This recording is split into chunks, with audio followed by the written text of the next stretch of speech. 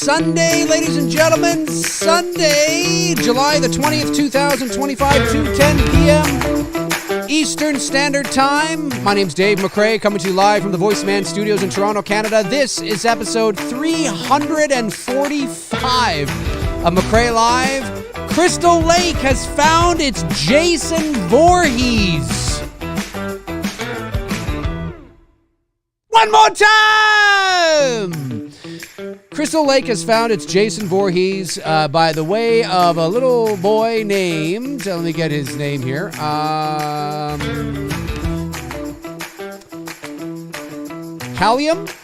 Vinson. He's a cute kid.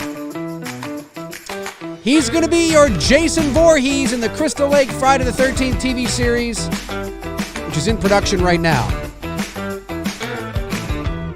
So, what does it all mean? Are you excited about it? I don't know. It's Sunday. It's lazy Sunday. I thought I'd pop on and just hang out with you guys and, you know, trying to think of what to talk about today. No, I have not seen I Know What You Did Last Summer. I didn't rush out to the theater to see it. You know, I've seen the reviews come in and they're, you know, not great, not surprising. And the box office is not very good. For it. I think it only made $14 million over the weekend or something like that. That's not very good. For those of you that have been hoping that this would launch the I Know What You Did Last Summer assance, kind of like how Scream 5 did, I don't think that's going to happen. I don't think it's going to happen. You know, it's funny. We're going to talk about little Callum Vinson here in a second, but I just want to say, because it's hot off the press, you know, I'm a fan of I Know What You Did Last Summer. I like the first movie enough. I think the second movie's not as good as the first. I never saw the straight to DVD one, but the primary reason why I, as a 46-year-old man, and at the time that it came out, an 18-year-old, you know, teenager, loved I Know What You Did Last Summer, wasn't really, and I'm just going to be honest, and, you know, I'm not saying that this is the case for everybody, but this is probably the case for a lot of, you know, heterosexual men or, you know, teenagers at that time, boys, was because of Jennifer Love Hewitt, and maybe even Sarah Michelle Gellar. The movie's okay. Like, I mean, it's not an awful film or anything like that, but it never achieved the pop culture impact that Scream did. It never embedded itself into the zeitgeist. But it's one of those movies that is kind of just there because it rode off, you know, the coattails, and it piggybacked off the success of Scream. So it ends up being one of those, oh, yeah, in the mix of those, you know, oh, yeah, Scream, urban legend, I Know You Did Last Summer, Halloween, you know, it's kind of there. But it never achieved, I mean, it did well. It did fine at, you know, the box office, but it never became really great. Do you know what I mean? It always sort of lived in the shadow of Scream. And so it never really did great. And but I liked it. I thought it was, you know, I did. But come on. I mean, it's because of Jennifer Love Hewitt. That's why I liked it. Whereas Scream, I can't say the same thing. Not that there aren't, you know, as, you know, a young, you know, late teens, you know, kid, not that there aren't attractive girls in Scream, but Scream you watched because of the story, because of the whodunit, the what's going on, and the ups and downs and twists and turns, and, you know, and the self-referential sort of, you know, spoofy look at horror, and there was so much more going on with Scream. And I'm not the world's biggest Scream fan. I'm just saying that, you know, people watched Scream for more than just pretty faces, right? Whereas I Know What You Did Last Summer, I don't know, you know, were the teenage girls watching for, you know, Freddie Prinze and Ryan Felipe, and the guys were watching for Sarah Michelle Gellar and, you know, Jennifer Love Hewitt. Or, I mean, hey, maybe some of the guys were watching for them too, you know, Freddie and vice versa. I'm just saying that it doesn't surprise me that the I Know What You Did Last Summer sequel, the Legacy sequel, hasn't really done that well. Now, I also hear it's not particularly that good. And obviously, if it's not particularly that good, and it's a little kind of just it doesn't really do anything new. It's not awful, but it's just kind of like, it's just kind of like, I don't understand. Then yeah, that doesn't surprise me. I don't think I Know What You Did Last Summer was ever going to do, it's like Scream is like, Scream is like, a big world is like Elton John, like everybody knows. And I Know You Did Last Summer is a little more of that punk rock indie band that like, oh yeah, it's kind of, it's, oh yeah. Like it's not, it never achieved. I don't know why I used Elton John. It's probably people watching me going, who? But not people. I mean, if you're like, 18, or maybe you do know. But I just don't, it never achieved those heights. So when I see this, I'm like, okay, well, the reviews were not, like, even if the reviews were not very good for Scream would have done gangbusters at the box office. Even if Scream got 48% on Rotten Tomatoes, it's probably still making about 40 million opening, weekend, right? Maybe 30, you know what I'm saying? Because it's Scream, right? It's got that IP, that legendary Scream. I Know What You Did Last Summer. Reviews aren't very good. Doesn't do very well opening weekend. If the reviews were great, would it have done better? Yeah, probably. But I don't know if I Know What You Did Last Summer would have made $40 million opening weekend, especially with Superman, Jurassic World, Smurfs. I mean, you've got all these other.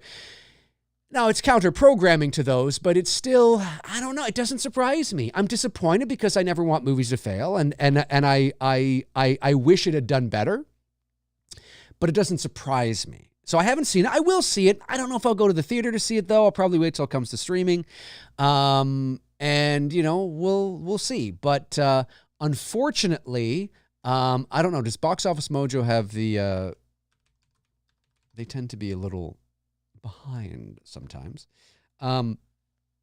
They do not have... Yeah, they're always a little... No, they don't have it yet. I Know What You Did Last Summer... Yeah, they don't have it yet. I think it made, like 14 million or something. Weekend box office. Here we go. Let's go to Joe Blow. What's the weekend we got? I Know What You Did Last Summer. Reboot added to horror's recent box office woes, grossing just 13 million. And that's not going to get better next weekend. Right? It may end its run. Maybe 25 million, maybe. Like, I mean, ending its run. I don't mean by the end of next weekend, maybe. The film cost only 18 million, but there's obviously marketing on top of that. It's too bad. Now, Smurfs didn't fare any better. I mean, it only grossed 12. I think everybody was going to see Superman again.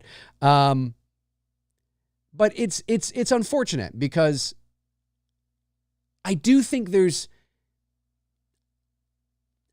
there was potential for I Know What You Did Last Summer to, become anybody who thinks I Know What You Did Last Summer. And I'm not the world's biggest, Scream fan, right? I mean, you guys know that. I don't hate it. But I don't think anybody expected I Know What You Did Last Summer to make as much as Scream, right? Or be, I mean, it's not going to make $100 million at the box office. But it's too bad it bombed. It bombed. But even if the reviews were great, glowing, would it have done better? Yeah, probably. But I don't think it would have done exceptionally better. Right? I just don't think there's a big enough audience for I Know What You Did Last Summer. I really don't. Because people did not go to see I Know What You Did Last Summer because of the story and because of the twists and turns and because of the funness of it. They went to see it because of Jennifer Love Hewitt and Freddie Prinze Jr. and the pretty faces. I mean, is anybody really emotionally attached to the fisherman? I'm not saying he's a bad... I'm just saying, right? You know what I'm saying, right? You know what I'm saying. It's just kind of one of those movies that's just kind of there. I mean, the TV show didn't do anything, right? And so it's one of those things where there's potential in the right hands. I don't know if these people were the right hands. But unfortunately, it bombed. So that's that. Unfortunate. Have you seen I Know What You Did Last Summer? Let me know in the comments below. Now, this little kid This little kid has been cast as, his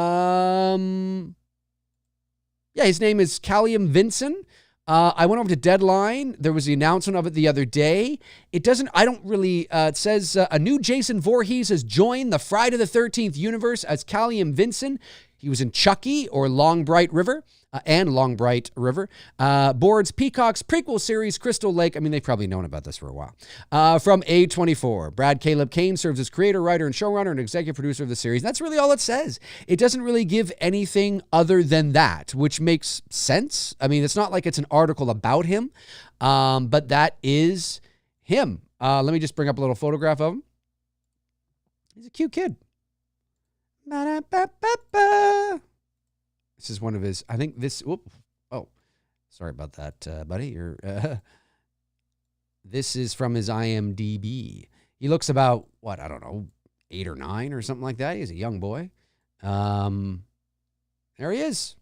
That is your new Jason Voorhees, ladies and gentlemen. And he's a cute kid. Yeah, I could see it. Sure, I could see it. Now, I would imagine that they're going to do some sort of makeup on him or prosthetics on him or, something, to make him look like the Jason little boy that we know that comes out of the water. Or I don't know. I mean, what are they doing? What sort of creative liberties are they taking? I don't know. I'm not really sure, but that's him there. And, there's not really much to go on. It's not like I can, this is me after all. I could fill an entire 90 minutes just talking about that kid probably, but there's no sense in doing that. But I just wanted to kind of just mention, I have seen it. Some people have, reached out to me and asked, have you seen it? What did you think? What do you think? It's hard to know too without context, right? Like we don't know the story. We know this is a prequel series. Thanks to Frank Riker, one of our great mods and co-host of The Slaughtered Lamb. Obviously, he lives in New Jersey, so he was able to go down and peruse the set and take some photos and some video, which is cool. We know it's taking place in the 70s. And so, I don't know. We'll see. We'll see what... But here's the thing, right? Here's something that's interesting. So I don't think it's connected to any of the previous movies because, and I thought maybe, how do I say this? Okay, so this kid looks like he's 8 or 9 years old, right? The original movie in 1980 takes place in 1979. When Jason comes out of the water at the end to attack Alice, he obviously hasn't grown, okay? But he's been dead since 1958. Was it 58? Is that when the drowning happened? I think it was. Chat room will let me know. So 20 years had gone by. He comes out as we know him. Is that a dream? Is it an imagination? We don't know. Maybe not. Maybe it is. I don't know. Well, if the series takes place in the 70s, they're obviously rewriting a bit of backstory here. If we're going to see Jason as a little boy in the 70s, well, Jason wasn't a little boy in the 70s, right? He was a little boy, 1957. Thank you, Rick. He was a little boy in the 50s, right? So the age we see him here would have been the age he was in the 50s. Actually, probably older, because Jason was, 12 or something like that? This kid looks a lot younger than that. And so, again, it's just something to note. It takes place in the 70s, right? And I know there could be flashbacks to the 50s, sure, but I just have this feeling that this isn't connected to the 1980 original movie. And maybe I'm out to lunch on that. Maybe this is known, but I know some people have said, are they going to connect it to I don't think so. I think this is completely new, completely different. They're building a television series here, and they're hoping it does well. And I don't think there's going to be any point where it connects to the original movies. The original 1980s films are their own thing. That's it. We're doing a prequel series, but we're starting over. We're just starting. It's a prequel series in the sense of that it's not a prequel to the original films, although it could be. I'm just shooting from the hip here. This is what I'm gathering by the information I've seen and what I've known. That's right. Thank you, Geeked Out Turtle fan. 1950-70 drown. So they're calling it, and we're calling it, a prequel series, but I think it's important that we keep an open mind to the fact that it's prequel in the sense of we're going back. We're starting over again. We're just going back. So it's not a prequel. Like, it's not like if they did like the Loomis series, right? Or, Files from Smith's Grove. You could do that and still have it connect to the 1978 original movie. I don't think this is what they're doing at all. I think this is so we're calling it a prequel series just to define in terms of continuity and timeline in our own heads, and in, when we're talking to people that, it's we're going back to see how it all began, but it's not, but they're doing it over. So if this thing is good, and again, it doesn't have to be, holy crap, it's just got to be, that was pretty good. If this thing is pretty good, then I think they're probably hoping they're going to get season 2, season 3, season 4. Adult Jason's going to come back in a new, and all that. I think that, and it's not, so it doesn't connect to the films at all, which I think actually, to be honest with you, is the right way to go. Because if you want to put more meat on the bone, if you want to make this a little more elevated than the average fare, then you can't connect it to the 80s movies. You just can't. I love the 80s movies. I grew up with the 80s movies, but they're B-schlocky nonsense. And I mean that in the greatest B-schlocky nonsense kind of way. I love them. We all do. But you can't do something a little more, and then connect to, it just doesn't work. And so yeah, I think this is a series that takes place in the 70s. I think Jason is probably going to drown in the 70s. This is what I'm thinking. I don't know. Do you guys agree? Do you guys think that, I'm thinking that this is a series that obviously takes place in the 70s, and I think that we're going to see Jason drown at some point, but it'll be the 70s. It's not going to be 1957. It'll be the 70s. And then maybe if maybe in a season 2 or a season 3, we fast forward to the 90s. Maybe there's going to be, maybe it starts in the 70s and then it moves to the 80s and then it moves to the 90s. I mean, that's possible. That's possible.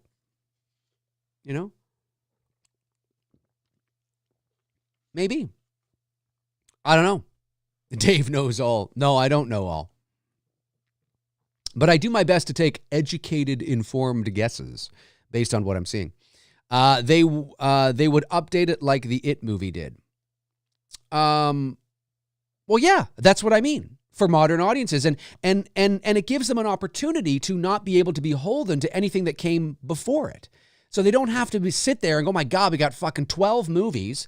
We have to make sure that, well, hang on a second. Friday the 13th, part 7, at the 42-minute mark, we have to make sure. No, they don't want to deal with that. They don't want to deal with that. So I think, because despite the fact that the Friday the 13th, timeline is, let's be honest, is one gigantic,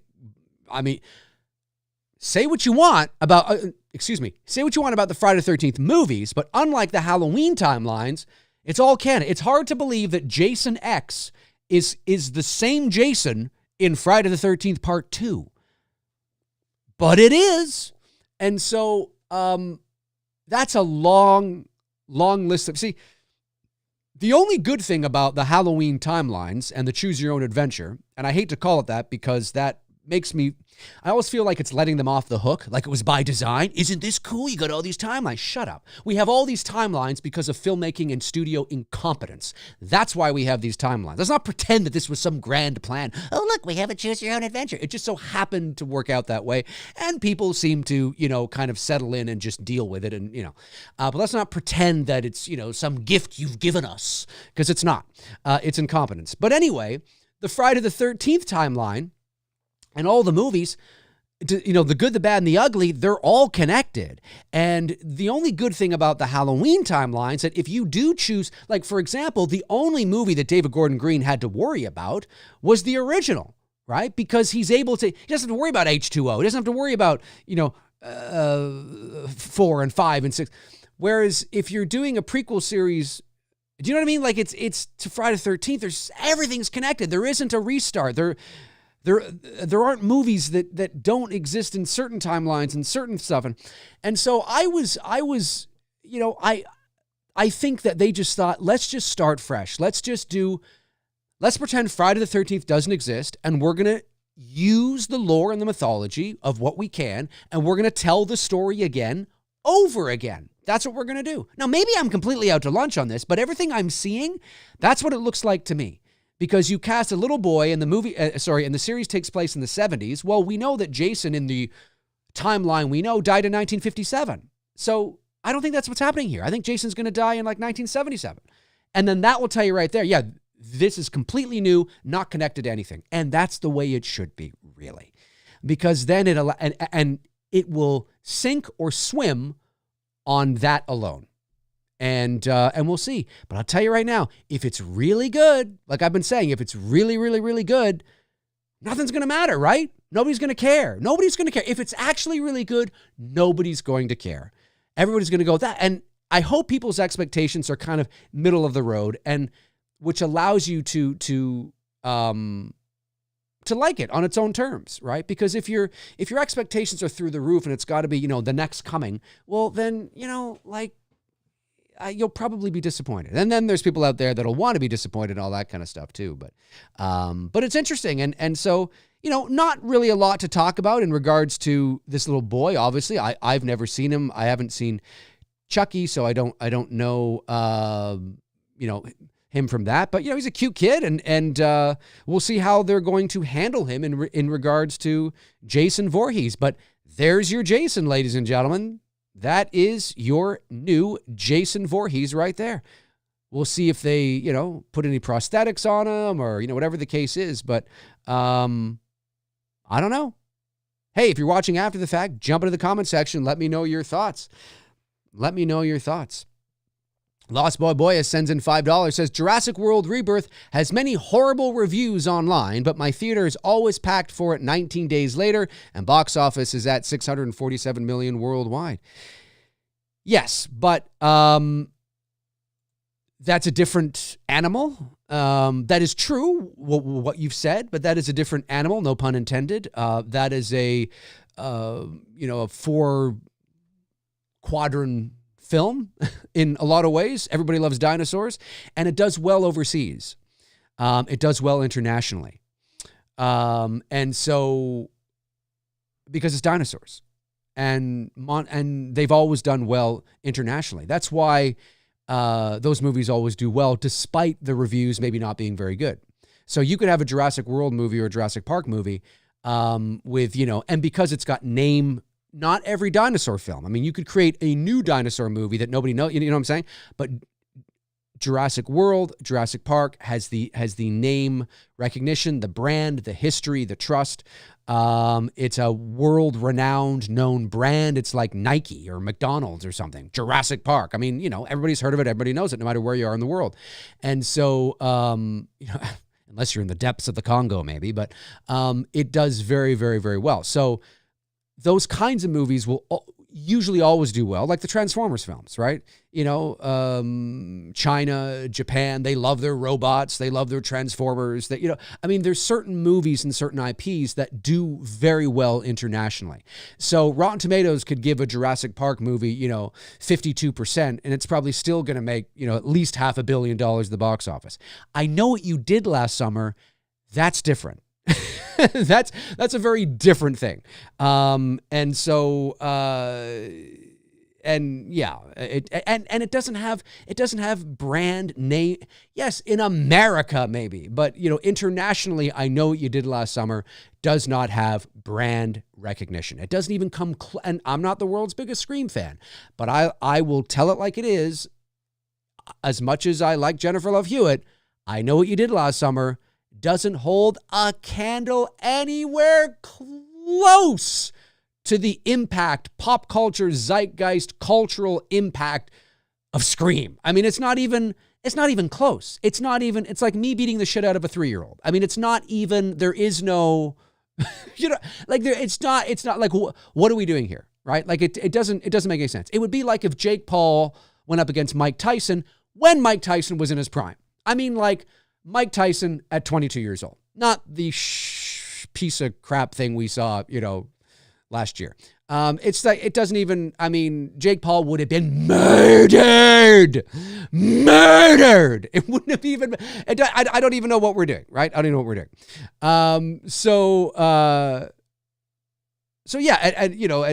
But Jurassic Park World, yeah. Oh yeah. I mean, it's doing very well despite its reviews, and Superman's doing very well as well. It is, of course there's all this people online wanting to hate it and all this kind of stuff. But it's doing very well. It just crossed 400 million. And here's what's going to happen. People are going to compare it to Man of Steel's box office at about 670 million. Here's what's going to happen. And it may not, but if Superman passes Man of Steel, then what the narrative will be is, well, but adjusted for inflation, Man of Steel made more. And it's like, well, yes, but always remember, folks, if you're going to adjust box office for inflation, you have to adjust the production budget as well. And if Man of Steel cost $250 million in 2013 to make, then it's probably almost $400 million today. So you can't adjust the box office without it. You can't cherry pick. You can't piggyback. That's not the way it works. You've got to adjust everything, ladies and gentlemen. But here's the thing. This is the way you have to look at it. And it's true when people say that WB is very happy. Of course, would they want to make 900 million? Of course. But where DC was, they're very happy. So why is that? Well, look, if you're somebody that runs, I run, okay? I'm like 5'8", 155 pounds. I run. And if I don't run for a while, all right, if maybe it's Christmas time, right? It's Christmas. I'm eating a lot of food. It's Christmas. We're celebrating shortbread cookies, going to Christmas parties, and I put on 10 pounds over the holidays, right? We've all done it, right? We've all done it, right? We've all done it. Feeling a little sluggish. Oh, God damn. Oh, I feel a little, God damn it. It's the holidays. It happens. Well, normally I run 10K 3 days a week, right? It's about 5-6 miles. And so, somewhere around there. And so, here's the thing. What do you expect? Now, DC is in the shitter, right? It's put on a lot of weight, right? DC's put on a lot of weight. Oh, DC's just, they're huge. You put on, meaning they haven't done, all this kind of, I'm using an analogy here, right? And so they weren't, so measuring success then becomes different when you have to get back out there, right? Measuring success becomes a little different, just a little different when you get back out there.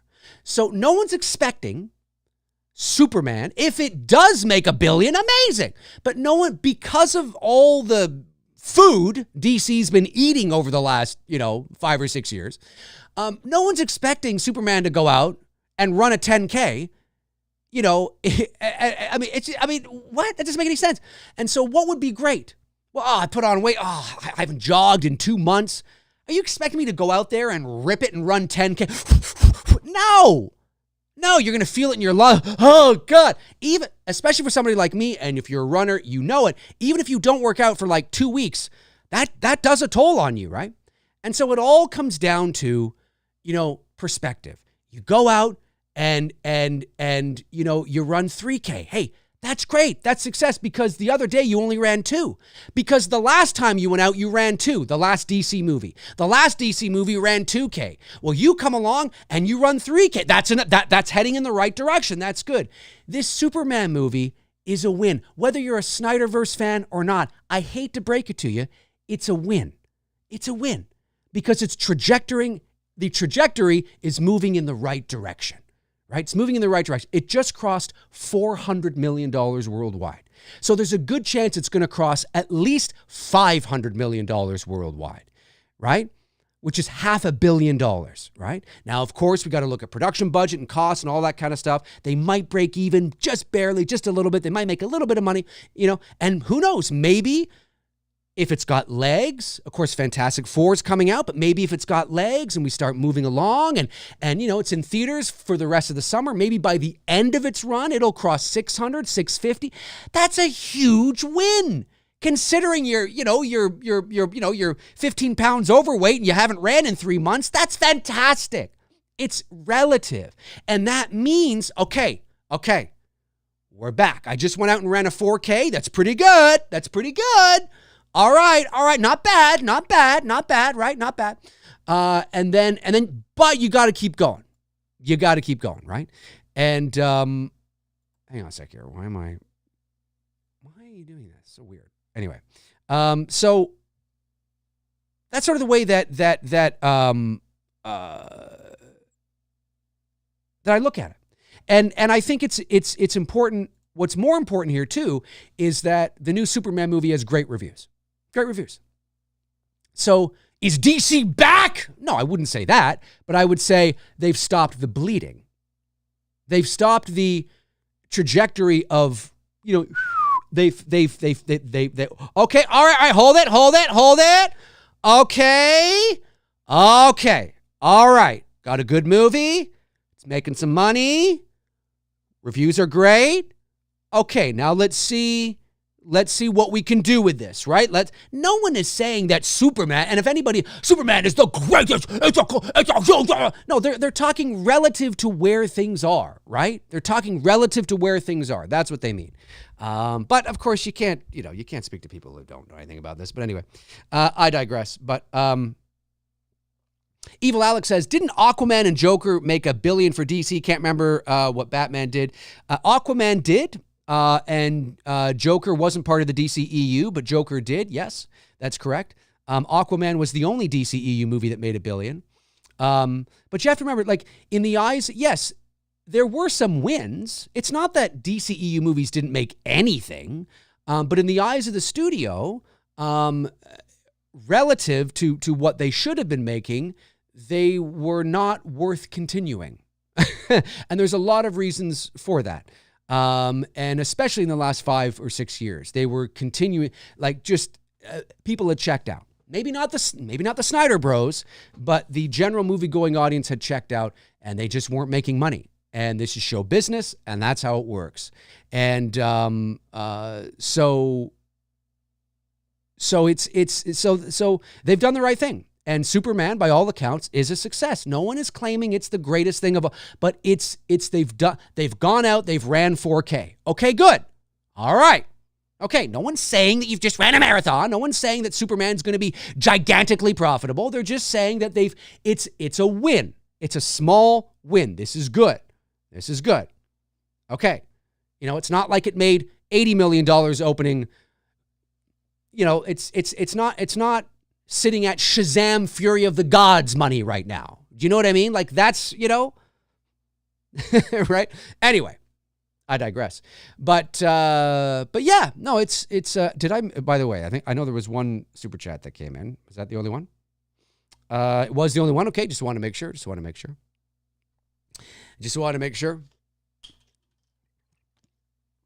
Yeah. Brandon says, yes, Aquaman 2 dropped to about 400 million and Blue Beetle made 130 worldwide. The DCU was in the shitter. It was awful. It was awful. And so having Superman come along and doing what it's done is a positive. It's a very positive thing. But just remember, if you're part of the Snyderverse group, which is great, I think that's amazing that you love his movies. Just remember, you can't cherry pick. If you're gonna, if you're going to inflate Man of Steel's box office, you also have to inflate Man of Steel's production budget. You can't have your cake and eat it too. Okay? So just remember that if you're going to do that, if you're going to partake in this, online discourse, just remember that, because otherwise, it doesn't make any sense. Anyway, let me see here.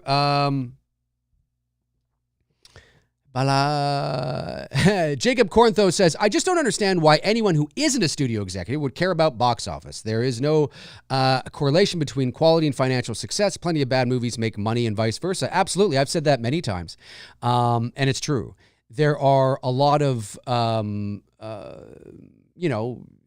it's because it's tribal, right? And so, like I said the other day on the show, people get, in movies, like in politics, people get very, very tribal. It becomes about teams. So, the Snyderverse fans are not really, they might not know this consciously, but they don't really hate Superman, the new one, right? They're upset because they feel like something was taken away from them, and they're livid and they're upset. And the only way that they're looking for things to help to,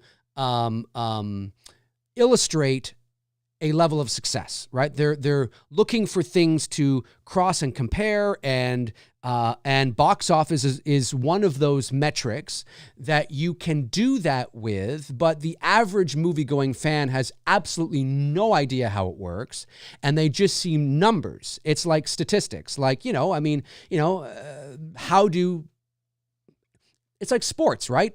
That can be tribal as well. Well, if your team scores more runs or more goals or more baskets, your team wins. And a lot of movie fans look at the box office that way. Well, if my movie makes more money than your movie, my movie wins. No, no, no, no, no. And it's like, well, it depends on what we're measuring, I guess. Yes, certainly it depends on what we're measuring. And so some people see that as they're desperate to try and figure out a way to mitigate the success of the new Superman movie. And one of the ways to do that is Man of Steel made this much. Well, Man of Steel did this. Well, Man of Steel made more opening weekend. And they're not factoring in that Man of Steel was 12 years ago. And it was a very, very different world. And it was a very, very, very different landscape. It was pre-COVID. And streaming was a thing, but not nearly what it is now. Theater, runs were longer than they are now. There's so many variables at play that the average person doesn't take into consideration, and you have to take those things into consideration. It's not a cop-out. I would do the same thing if the roles were reversed. If Superman came out in 2013 and Man of Steel came out today, I'd be saying the same thing. It has nothing to do with the movies and everything to do with the business of show. And a lot of people don't really understand that. They don't get that. They don't want to think about that. The average moviegoer doesn't understand how box office works. I've seen a lot of posts, well, you know what? WB just made $500 million. Like, no, WB didn't just make $500 million. That's the gross revenue, right? That's not the net revenue. Right? 50% of the theaters, roughly, domestically, get some, right? And then internationally, it's about 40%, something like that, 25% China. There's the theaters take their cut. And then there's overhead at the studios. Maybe there's back-end deals they got to dish out. There's all kinds of stuff. It's not net, it's gross, right? Like I said on my show, the other day, if you make $150,000 a year, that's amazing. That's awesome. But you don't net $150,000. There's all different kinds of things. Maybe you have a mortgage on your house, and obviously there's taxes. You have a wife and 3 children, and you know what I'm saying? And so it's the same thing with movie making, right? And so more or less, I'm trying to create sort of a scenario that's easy to understand. And so there's lots of variables at play that the average person doesn't think about. So yes, Man of Steel did make more than Superman 2025 opening weekend. That's true. Barely. We're talking like $3 million. So it's pretty marginal. But when you are hyper vigilant, when you are feeling the pressure, when you are part of the us versus them and that tribal, psychological, groupthink, confirmation bias, when you're part of that world, teams, blue versus red and white versus black and us versus them and rah! When you're part of that whole thing, $3 million is like, yeah! Sucker! When in reality, the studio's like, it doesn't mean fuck all. $3 million at that level, 228 to 225, it doesn't move the needle much. Had Superman made $75 million opening weekend, well, then you would have reason to celebrate. Whoa, Man of Steel made well, yeah, then it's like, that's a significant difference. Do you know what I mean? 225, 228, it's really not. I wouldn't be going, la, la, la, la. It just doesn't. It's kind of, but they do. And they do because they're desperate. They're looking for something, anything to bring this down, right? Even when it's 228 versus 225. For all intents and purposes, they made the same amount of money. Really, at the end of the day. And so, which, and also too, something that I learned, that I didn't realize, but absolutely makes sense. Superman doesn't Superman in general doesn't play that well, not awful, but it doesn't play that well internationally. Superman. And it could be the American angle to it. You could go off and say, well, a lot of countries around the world not very happy with the U.S. right now. Maybe that's it. Maybe.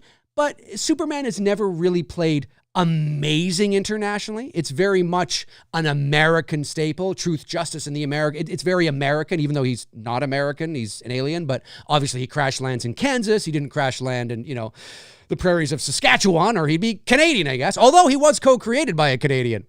So maybe he's half Canadian. But, there's that factor too, right? There's that sort of very American thing about Superman. And so there is that, and I didn't realize that. That's true. It's a good point to make. Not that there aren't other American-centric movies that do well over. I'm just saying that that's part of what I learned about it. And so Superman's doing great. It's doing great. $400 million in 2 weeks. That's fantastic. Yeah, but it's not. Yeah, but it doesn't have to be $1 billion movie. It just has to be good and make more money than the last fucking 5 or 6 DC movies did. And it has.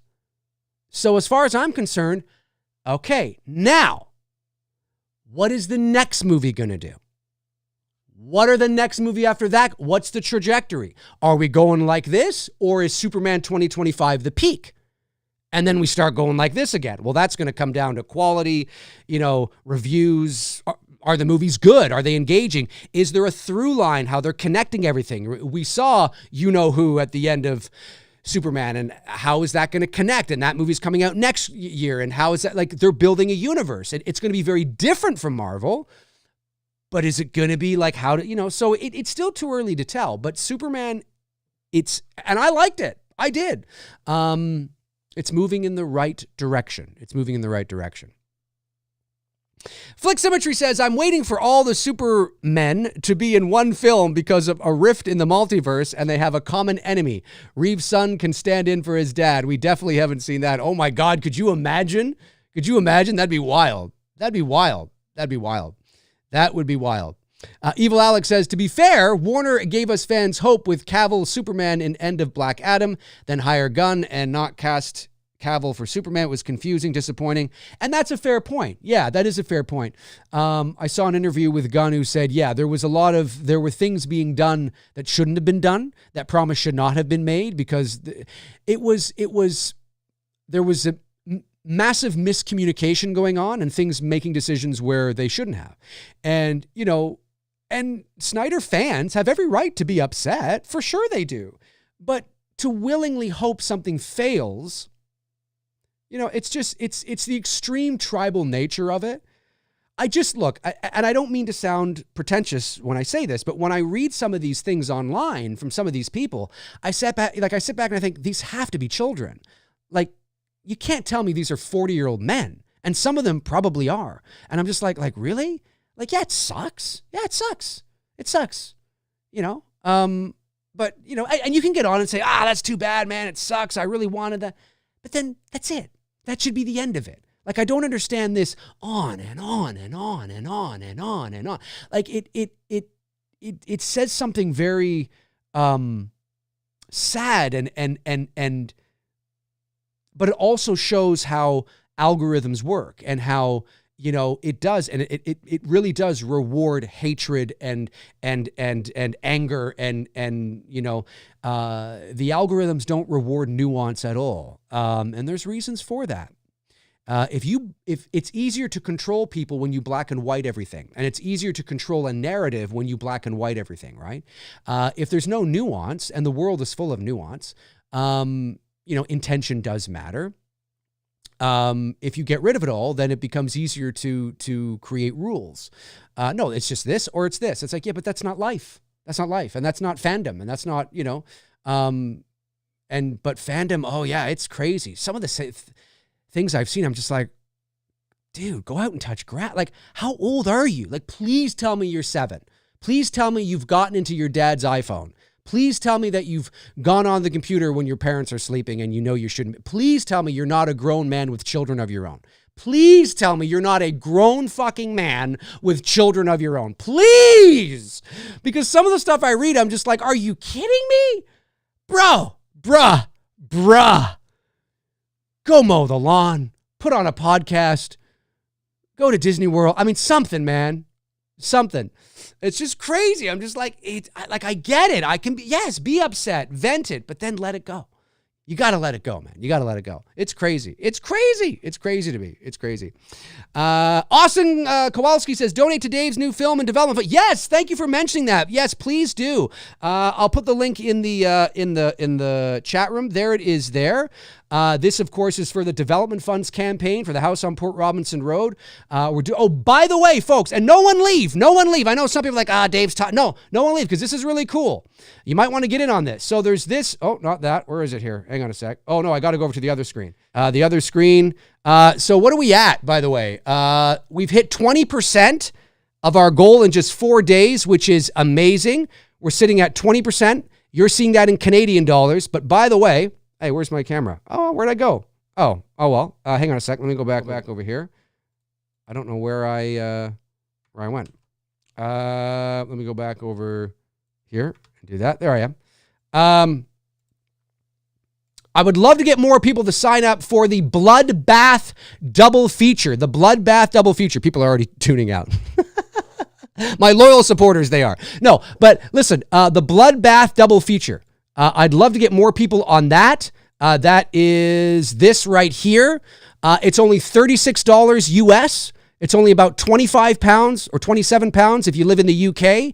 I'm doing a double feature, Bloodbath double feature watch along on Halloween night, Friday, October. It's a Friday night too, which is awesome. Friday, October 31st, 2025, 8 p.m. Eastern Standard Time, a private live stream watch along of Halloween Kills and Rob Zombie's Halloween 2. Limited to only 100 people. I've had 2 people pick up the perk already. Guys, it's only $36. It's only $36. It's going to a good cause. It's going to the campaign, the development funds campaign. It's a great price point. I mean, perfect for most people, but it's limited to 100 people. Halloween night. I would love to get 100 people in there. And you may be asking, why are you watching Rob Zombie's Halloween 2? Because I want to spread the love around, man. I want to spread the love around. I may not like Rob Zombie's Halloween 2. You may not like Rob Zombie's Halloween 2, but a lot of people do. A lot of people do. And when I looked up the 2 most violent Halloween films in the franchise, they said it was Halloween Kills and Rob Zombie's Halloween 2. So I thought, let's have a Bloodbath double feature Halloween night. That's why, Daz. That's why. Because they are the 2 most bloodiest of all the Halloween movies in the franchise. Again, Rob Zombie's Halloween 2 has its fans. And listen, let's be honest. Who doesn't want to watch Rob Zombie's Halloween 2? Come on.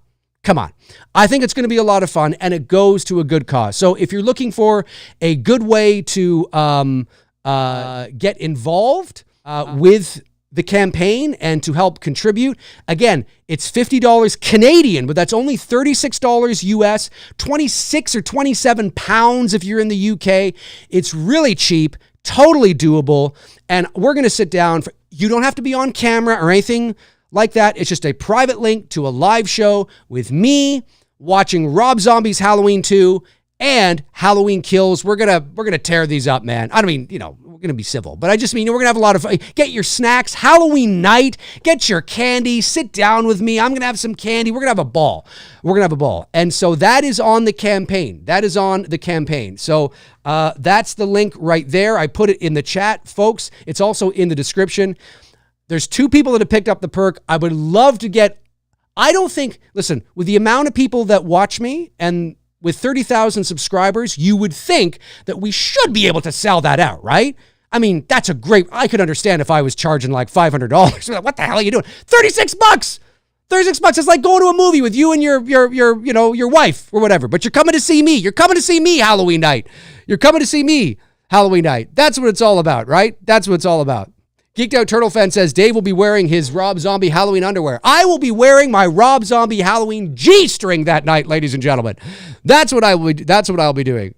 Aaron says, yeah, we get candy. Yeah, I think it's a lot of fun. And I think, look, I think it's a great way to spend Halloween night, 8 p.m. Eastern Standard Time. So if you have little kids, it's after that because, tiny kids go out at like 6 o'clock, 6:30, 7.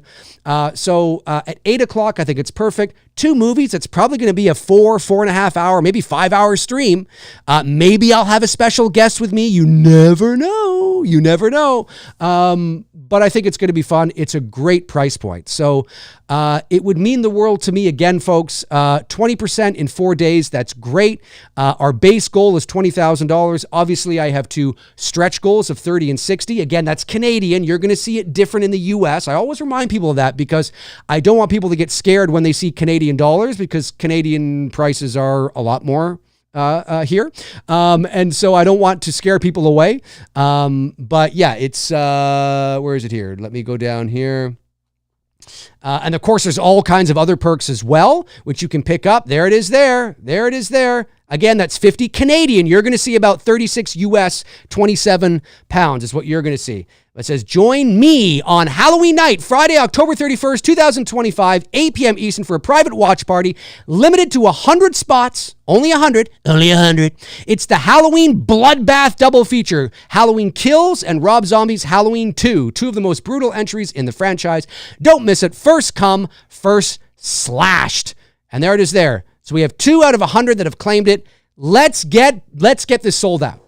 I mean, you don't have to get it sold out today, but listen, there's 95 people watching right now. If 95 of you all went to the campaign right now and picked up that perk, oh my God, we'd be rocking.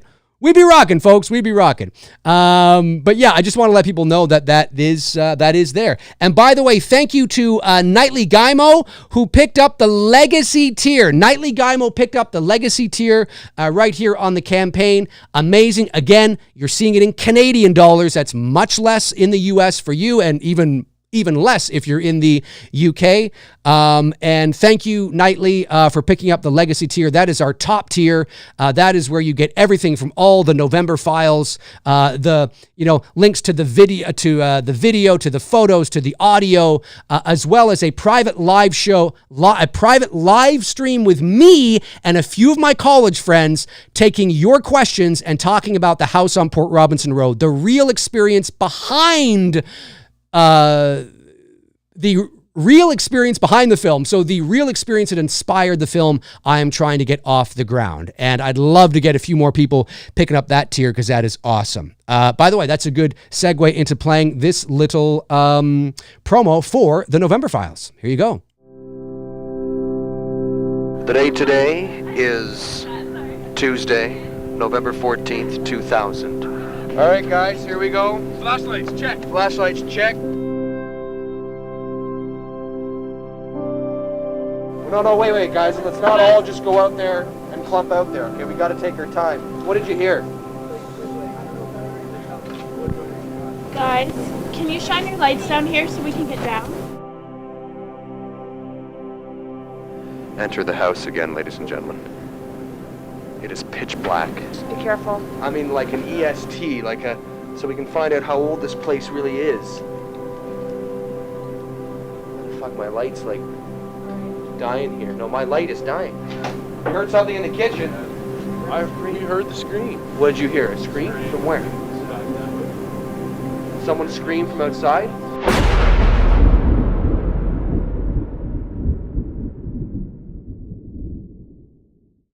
Yes, let's do it. Those are the November Files. I am opening up the 25-year vault. So the first tier for the November Files is this one here, the real photos. You get a private link to a video of all, not all, but a ton of real photographs. If you're into the supernatural, if you're into the paranormal, if you're into the unknown, the unexplained, ghost hunting, all that kind of stuff, you're going to want to check out these November File tiers. I'm just saying, I'm opening up the vault. You're going to get, this first tier, of course, just says link to a private video tour of the real photographs taken during the many visits to the house, narrated by me with context, stories, and personal insight of each photo. Includes a social media thank you and a signed 11x17 concept poster number 2 featuring the original house. But maybe you want the audio. Maybe you want to hear the real audio. And I don't just mean the don't EVP. I mean a ton of audio. Then there's the November Files Plus tier. Again, these are Canadian dollars, cheaper for you in the US. Get everything from the November Files, plus a link to a private video tour of never before heard audio recordings alongside the Don't EVP from the real experience. And I give commentary and reflections and stories and the poster as well. But then you can also get the video footage. This is the November Files Platinum. November Files Platinum. Again, price in Canadian dollars, cheaper for you in the US and even cheaper in the UK. This is when you get both the November Files and the November Files Plus, but you also get a private link to a video featuring rare clips of the house itself and our excursions over to the house, including a walkthrough and me narrating and all that juicy stuff. And these videos, folks, are not like 30 seconds long. These are in-depth videos that are going to be awesome.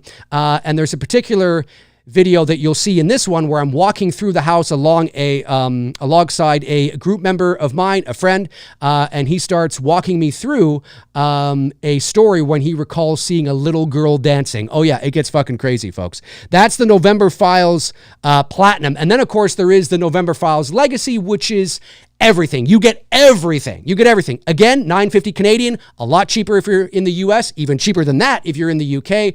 And this is where you get everything, all the perks included, and if as well as a private link. I don't know why you can't see that there. Hang on a sec. There you go. All the perks included, plus join Dave McRae and a few of his college friends for a private live stream with Q&A where we talk about the house on Port Robinson Road and the real experience behind it. Your name will also be etched on a founder wall on my official website, davemcraeofficial.com. It will be, if you go to my website, the link is in the description. I do have a website for those of you that don't know. The page is not there yet, but I'm going to put up a page on my official website, davemcraeofficial.com, a founder wall to anybody who also picks up the November Files Legacy tier as well. So this is like the equivalent of like the executive producer tiers on the Billy campaigns, right? Where you get everything, although not nearly as expensive. So definitely manageable for some. And thank you to Nightly Gaimo who took the first one. Really, really appreciate that, buddy. You are amazing. So but out of all the perks that I think could be sold, especially to my fellow brethren of Halloween fans and to my Halloween horror fans and to my horror fans out there, it has to be, I would imagine it's got to be this tier right here, right? I would assume that this is going to sell out, right? Is it not going to sell? Now, listen, there may be some people out there. Let's just talk about the elephant in the room. There may be some people out there that are like, well, Dave, I don't want to donate to your campaign because I just don't want to. That's fine. You don't have to. Hey, you don't have to. This is different strokes for different folks. I appreciate you watching. I don't take it personally. And then there's some people that might be like, well, why do I have to, why should I pay for a live show? I don't think I should. Well, because again, this is an Indiegogo campaign. It's about raising funds, right? And this is a great way to do that. It's about raising funds for my development of the house on Port Robinson Road. So again, it's all the funds raised on this campaign don't go towards actually making the movie. It goes towards the development of the film, the concept art, hiring a line producer, hiring a legal team, all the stuff that is needed for the development process so we can create a pitch package that is second to none, incredible. And we're just, everybody wants to get in on it, right? And so it's just refining. So we are ready to go. We are ready to then, seek out financing and all that kind of stuff. It's incredibly important. You're getting in on the ground up. You're getting in on. And so that's why you don't see any Blu-rays or producer perks or things like that, because I don't know if I'm going to be in charge of that. I have no idea if I'm going to ever be in charge of distribution, physical media or otherwise, for the house on Port Robinson Road. I have no idea. So I can't promise that yet. So that's why you don't see those perks yet. If somebody was to donate $3.5 million, well, then yes, I probably could start offering physical media. But because that's not likely to happen, I can't do that. But we're raising funds for the development of it. And a line producer is somebody I would really love to hire, because they would be able to break down the script and figure out what is going to be the budget for this movie. What are we looking at? I did a preliminary one, which looked at about $2.5, $3 million. But a line producer could come in and either confirm that and say, yes, this is going to be about $2.5-3 million, or they might say it's actually going to be a little more, or they might say, you know what, I actually think we can do this for 1.7. And so that's incredibly important as well. And so there's all sorts of things that go on during development, which you need development funds for. So that's what this is. And I thought a cool way to, help sort of, raise some funds would be to do a live show Halloween night. Look, could I do it just open to everybody? Well, of course, but I want to, create an incentive for people to help me out, right? And I thought a cool way to do that was to a live show watching Rob Zombie's Halloween 2. We can tear it apart together if you want, and watching Halloween Kills, right? That's going to be fun too. And the reason why, again, I chose those two movies is because when I did a bit of research online, those two movies were the bloodiest and most violent, according to some of these sites that I've seen who do all the tracking of all the kills and the blood and all that kind of stuff. Rob Zombie's Halloween 2 and Halloween Kills are the bloodiest of all the Halloween movies, the most violent of all the Halloween movies. So I thought, okay, well, there we go. So that's why I call it the Bloodbath double feature Halloween night. Bloodbath double feature Halloween night. So again, folks, I just put the link into the chat room. It's there. Again, if you're in the US, it's going to be about $36. If you're in the UK, I think it's 26 or 27. Absolutely manageable. It's like the price of 2 tickets to, a movie, right? Or something like that. And if we can sell out all 100, that'll definitely boost our campaign, which is awesome. So I'd really appreciate that very, very, very much. Evil Alex says, you want to fund everything in stages over months and years, or approach a studio and a streaming service. Well, you don't just approach a studio or a streaming service, because that's solicitation. So how you get in contact with a studio or a streaming service is usually through mutual connections and through the proper channels. So that would be, one of the things that is potentially on my list is seeking out representation for me as a director and a producer and a writer. So I am represented as a voice actor. I've had, I have 2 agents that have represented me for years, but when it comes to the filmmaking side, I'm not represented yet. And so there are agencies, top agencies, world-class agencies in Toronto that represent, actors, directors, writers, producers, singers, dancers, voice actors. Everybody, right? And so I am lightly looking into that now, because that would come from the proper channels. If my agent, who represents me as a filmmaker, loves the project, believes in it as well, then they can start to look at that, kind of test the waters and the connections that they have to be able to potentially get a meeting. But there's other ways as well. There's many other ways as well, through mutual connections, through people who know somebody, right? That's how it goes. But I can't just call up A24 and go, yeah, hey man, I want a meeting. That's not how it works. It's not how the industry works. And so you just can't do that. So it's tough. This is a tougher climb than the Billy films. And I do understand for some of you out there, this might not seem as sexy as I like to say, because there's no Blu-rays, there's no producer perks, there's no name in the credits yet, that might come. But this is arguably, well, not arguably, this is a far more, not that I don't love the Billy films. I do. I love them. I'm proud of them. I'm proud of Bruce and what we were able to accomplish. And I couldn't have done it without him, and I couldn't have done it without you guys.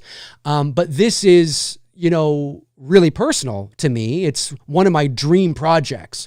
And this is like, if you are thinking about ways of helping me, this is a way to do it. Even if you're not interested in it, right? Like maybe you're somebody who thought of, there were not so many people, but there were quite a few people who didn't like Black Christmas, wasn't crazy, didn't really care if, about Billy and all that kind of jazz, but really loved my channel, loved what, we've done here, and wanted to reach out that way. And just, hey, I'm just going to support you because I believe in you and I believe in the project and I think it's great. Thank you for, all these years of kind of stuff.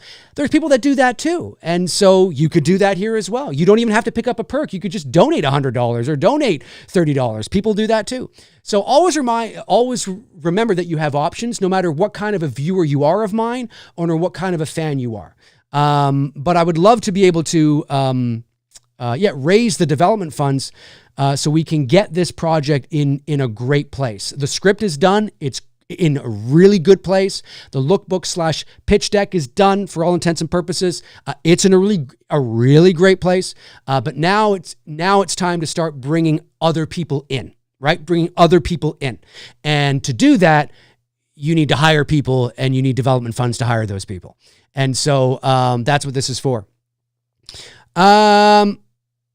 Brandon Collins says, definitely going to do the Halloween perk at some point. Yeah, it'd be great to see you there, man. Yeah, for sure. I think that would be awesome. That'd be awesome.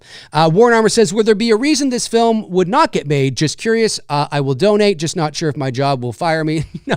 Well, you don't have to donate a lot. Like, again, that's one of the reasons why I put up that Halloween perk, right? Because some people may look at the campaign and they may look at the campaign and think, how am I going to make a difference? They might think the only way I can make a difference is if I go big. That's not the only way, folks. This is one way we can all that you can all make a difference. There's 100 spots for $50 Canadian.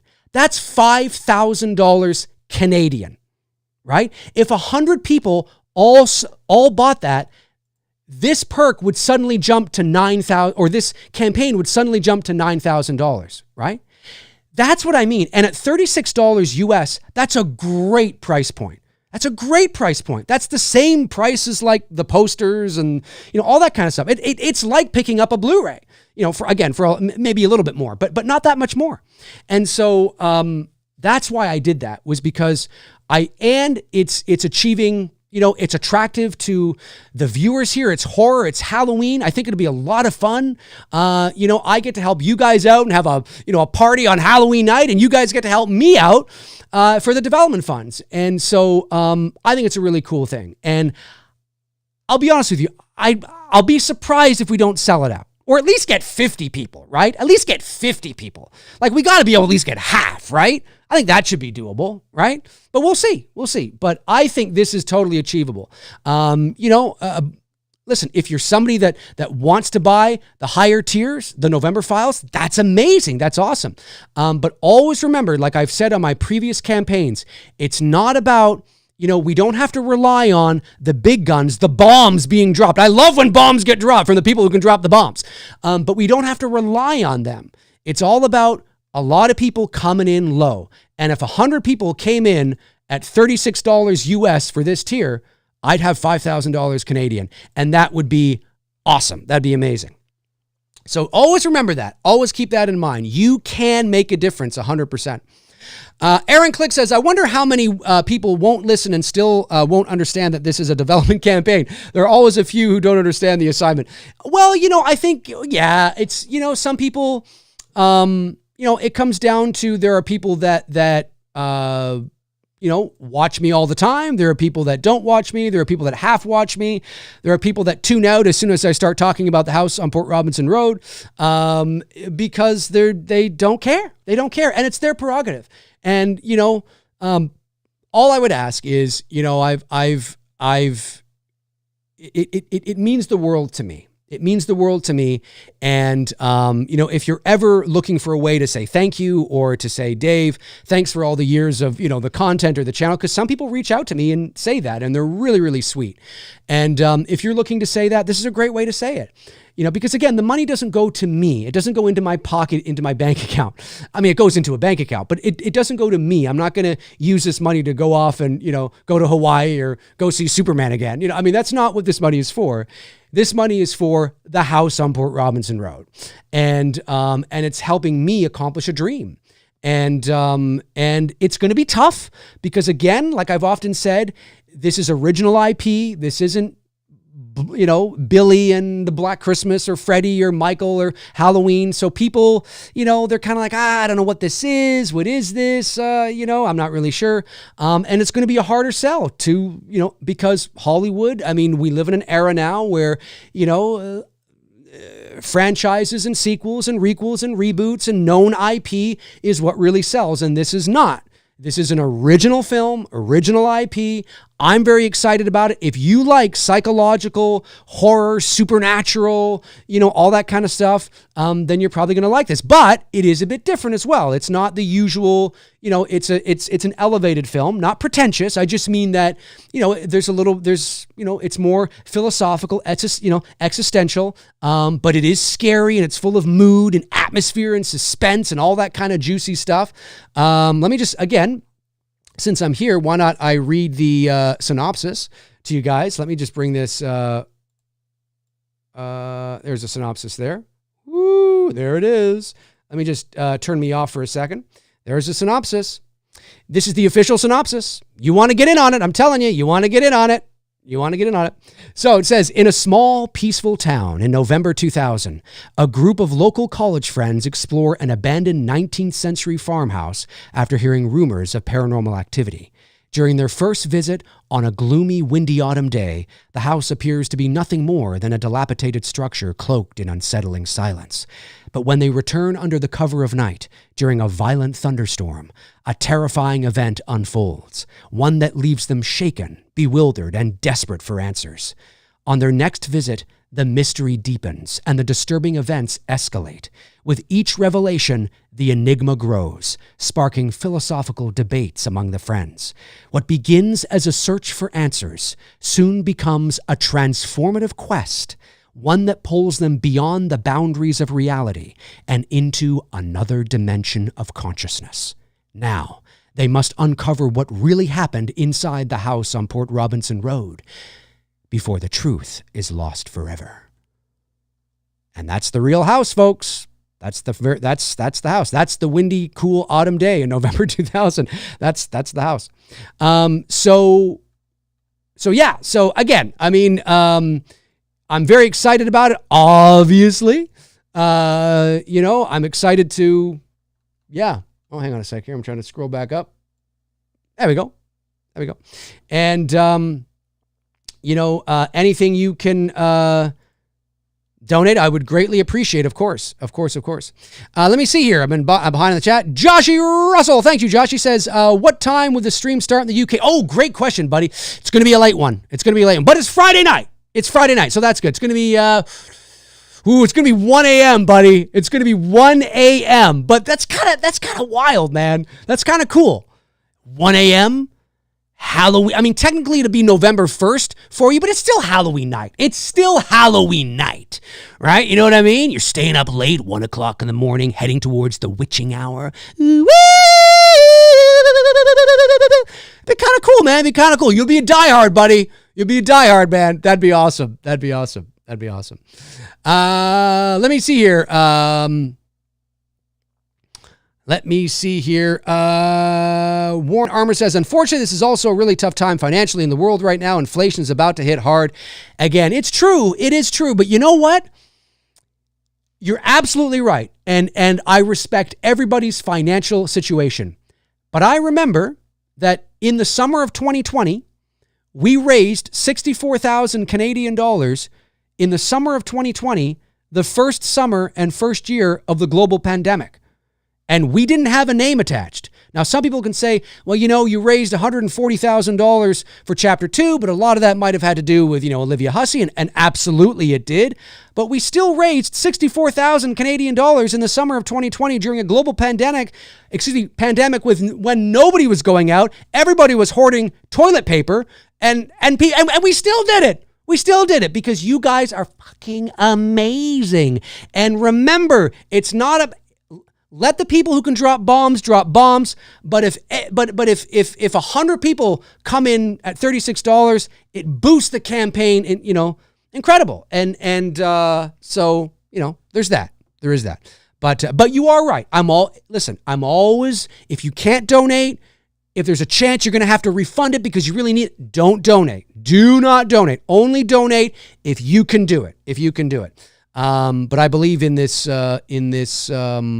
community because you guys are amazing. You really are. Tabitha says, does Indiegogo offer any kinds of ads to buy to boost your campaign on like their homepage or something so people looking at their site can see your campaign? I don't know. That's a good question. But what helps my campaign is and I'm not making this up. I'm not just saying this because I had a conversation with one of the heads of marketing on Indiegogo because he reached out to me and we had a Zoom call, is showing the success of it early.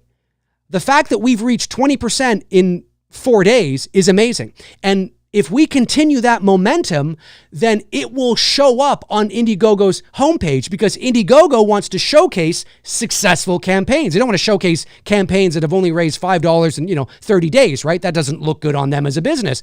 And so they want to be able to showcase successful campaigns. So the better we do early, it shows early interest. It shows momentum. It shows that people are interested in this, and which is great.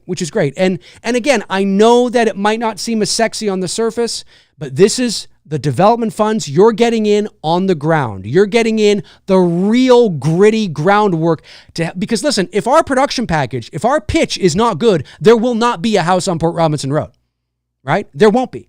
Right? If everything is not firing on all cylinders, if it doesn't look good, talk good, smell good, if the presentation is not like top tier shit, then there won't be a house on Port Robinson Road. You know what I mean? But that's what these development funds are for, are hiring the right people and getting this production package in shape, to the point where nobody can say no. It's like, I want to be a part of this movie. This sounds really great. So it's a horror movie, but it's about this and it's about that. And okay. Oh, you know what? I fucking want in on this. You know what I mean? We can't be willy-nilly. We can't half-ass it. You know what I mean? It's all hookers and blow, folks. It's all hookers and blow, folks. It's all hookers and blow. That's it. Aaron says, times are tough, but I feel there are definitely reasonable prices in this campaign. Set aside a little money, a little bit of money every so often if you have to wait to contribute. And really want to contribute. Exactly. And, again, that's why I set the goal, as you see there, at 20,000 Canadian, which is about 14,500 US. Now, compared to the other campaigns, right, the goal for It's Me Billy Chapter 1 was 60,000. The goal for Chapter 2 was 120,000. This pales in comparison. Now, again, I have I need more than 20,000, but I set the base at 20 for the exact reasons that Aaron has said, right? It's a tougher time. There's inflation. This campaign isn't as sexy. There's no physical media. There's no Blu-rays. There's no producer perks. What is this? What's development funds? How does that differ from production budget? What is all this? There's a learning curve that people have to understand, right? And get used to. But this is just as, if not more important, it certainly is just as important as any campaign I've ever run. And actually, I'll be honest with you, from a personal standpoint, this is far more important to me. And that's not diminishing the hard work in the Billy films. The Billy films are amazing, and what we did was incredible. But this is really, really important to me. Far more important because it's my first feature-length horror film. It's a feature-length film. It's not a fan film, right? It's feature-length horror film. That is something I've been trying to get off the ground for 25 years. And so, yes, Austin says, yes, by the way, Indiegogo asked for a tip at checkout, just put 0. Yes, thank you, Austin. Yes. Yeah, that's something I can't control. That was something that I don't think was there and yes, put 0 because that tip, that doesn't go to me. When we ran the campaign in 2020, I don't think that option was there. When we ran thank you for reminding me. When we ran the Billy campaign, that option was there and people just put 0, unless you want to tip Indiegogo, and I'm sure they would appreciate it, but just know you don't have to. So when you see a tip, just put 0. Just put 0. Great. Thank you, Austin Kowalski. Thank you. I appreciate that. Every little bit helps, folks. Every little bit helps. Brandon says, the Halloween perk is a great idea. Have you considered putting up a guest watch-along perk? People could donate to be a guest and do a watch-along of their choice. The campaign is early, Brandon. The campaign is early. The campaign is early. The campaign is early. The campaign is early. But yes, there are a few things I'm muddling around. So yeah, the base is $20,000, but I have 2 stretch goals as well. So those stretch goals, oh, hang on. There we go. Do that. There's the concept poster. Love it. Synopsis. The Real House. There's the stretch goals there. So our base is 20,000. That's our base. That's what we have to get to so we can put the campaign into in demand. And then I have 2 stretch goals of 30,000 and 60,000 Canadian. So that's 14,000 or about 15,000 US, 22,000 US, and about 45,000 US. And so if we reach our base goal, we're covering the essentials: concept art, travel, legal consultations, refining our lookbook and pitch deck, things like that, right? If we can hit 30,000, 22,000 Canadian, we can move from visual development into practical planning. I can bring in key production roles like a line producer and department heads to break down the script, budget, and schedule. And to figure out what we're looking at here in terms of scope. If I can hit 60,000, 44,000 US, that's like, I don't think I'm going to hit that, but hey, you never know. If we can hit 20,000, then the campaign is in demand, and then we can just let the campaign sit there, right? And not just sit there, but then I don't have to run another one, right? Now we've reached it. So that's why I set the goal on the lower end, is so it's easier to get it into in demand. So it gives us the best probability then of reaching our stretch goals. If I can hit a stretch goal of 60,000 and beyond, then that puts me in a position where then I can really start thinking about doing a concept trailer or teaser. Totally professional, totally pro, studio level production. I can't speak today. Studio level production value, like what we did with the Billy films, right? But a concept teaser kind of promo, something to really, showcase the tone, the mood, the atmosphere, the vibe. It's that cherry on the top in our pitch package, right? That cherry on top. And if we can get it to 60K or 44K US, then that option becomes a real possibility then at that point, which is really, really cool. But yeah. And then what you'll get, there's me, and then Proven Trust, of course, the Billy trailers, and risks and challenges, other ways to help. The impact. Here's the impact. The house on Port Robinson Road brings I can't speak today. The house on Port Robinson Road brings together 2 familiar elements of horror: college-aged characters and a mysterious abandoned farmhouse, but grounds them in something deeper and more reflective. These aren't stock characters. They're real young people navigating a profound experience. This isn't a film built on jump scares. It's atmospheric, thoughtful, and personal, a story that respects its audience and trusts them to feel their way through it. Your contribution helps set the stage for something meaningful, not just to us as filmmakers, but to anyone who believes horror can be both unsettling and deeply moving.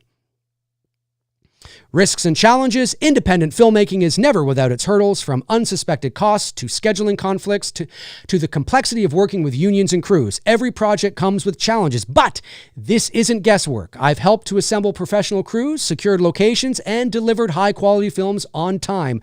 With a proper development foundation, what this campaign is funding, we reduce risk and build a blueprint for success. Other ways you can help. Not everyone can contribute financially, and that's okay. You can still make a big impact by sharing this campaign with friends, horror fans, and anyone who loves independent cinema. And I should also add there, anybody who loves the supernatural, ghosts, the paranormal, if you're into that kind of stuff. I mean, this is right up somebody's alley. Use the Indiegogo share tools, post about it online, or tell someone who might be looking to support original storytelling. Every bit of exposure helps, and so does your belief in this project. Thank you. Thank you. Thank you. That's what it's all about. That's what it's all about. All right. Hey, we've jumped. Awesome. We've jumped on the campaign. I love to see it. We're at 21% now. Awesome, awesome, awesome. We've jumped on the campaign. Let's see who that was. That sumbitch. Who do we got? Who do we got here? We got awesome. We've got James R. Greco picked up the Bloodbath double feature. Amazing. And Jonathan Nichols also picked up the Bloodbath double feature. Awesome. Thank you so much to Jonathan and James. Really, really appreciate that. So that means we've got 4 people I think have signed up. We've got 4 people. That's okay. That's pretty good. We've got 4 people.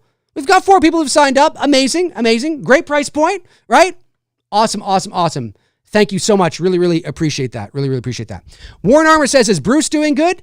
Yeah, as far as I know, he's busy doing his thing. He's busy at work, shooting short films, training videos. He's writing a film himself. He's doing good as far as I know. And by the way, because I was talking to Bruce today as well, we are, just so you know, we have finally secured our vendor for the Blu-ray authoring of the It's Me Billy Chapter 2 Blu-rays. I know you guys have been waiting. We appreciate your patience. We were just sort of talking to several companies, trying to figure out the best fit for us. We have found the best fit. We will be sending over the all the stuff they need to make the Blu-rays. That will be happening. We finally have the company we want to go with. They're actually based in Vancouver. And so we're going to get that done. So just so you know, they are coming. We haven't forgotten about you. We have not forgot about you. They are coming. We're wrapping up that campaign, getting that all handled, where I'm, doing this thing over here. Bruce is doing his thing over there. I mean, we're as indie filmmakers do, we tend to juggle a few things at once. You know what I'm saying? But if you're wondering, we have not forgotten about you. We appreciate your patience on this. The It's Me Billy Chapter 2 Blu-rays and the Chapter 1 Blu-rays as well, because obviously there was a double pack. They are coming. They are coming. We love you guys. They are coming. Let me see here. Warren Armour says, I love that, Dave. The new Conjuring is like that, and I can't wait to see the film. The new Conjuring is like what? I can tell you this movie is nothing like The Conjuring or any of the Conjuring movies. I'm just saying. It's not that it's not a horror movie. It is a horror movie. It is.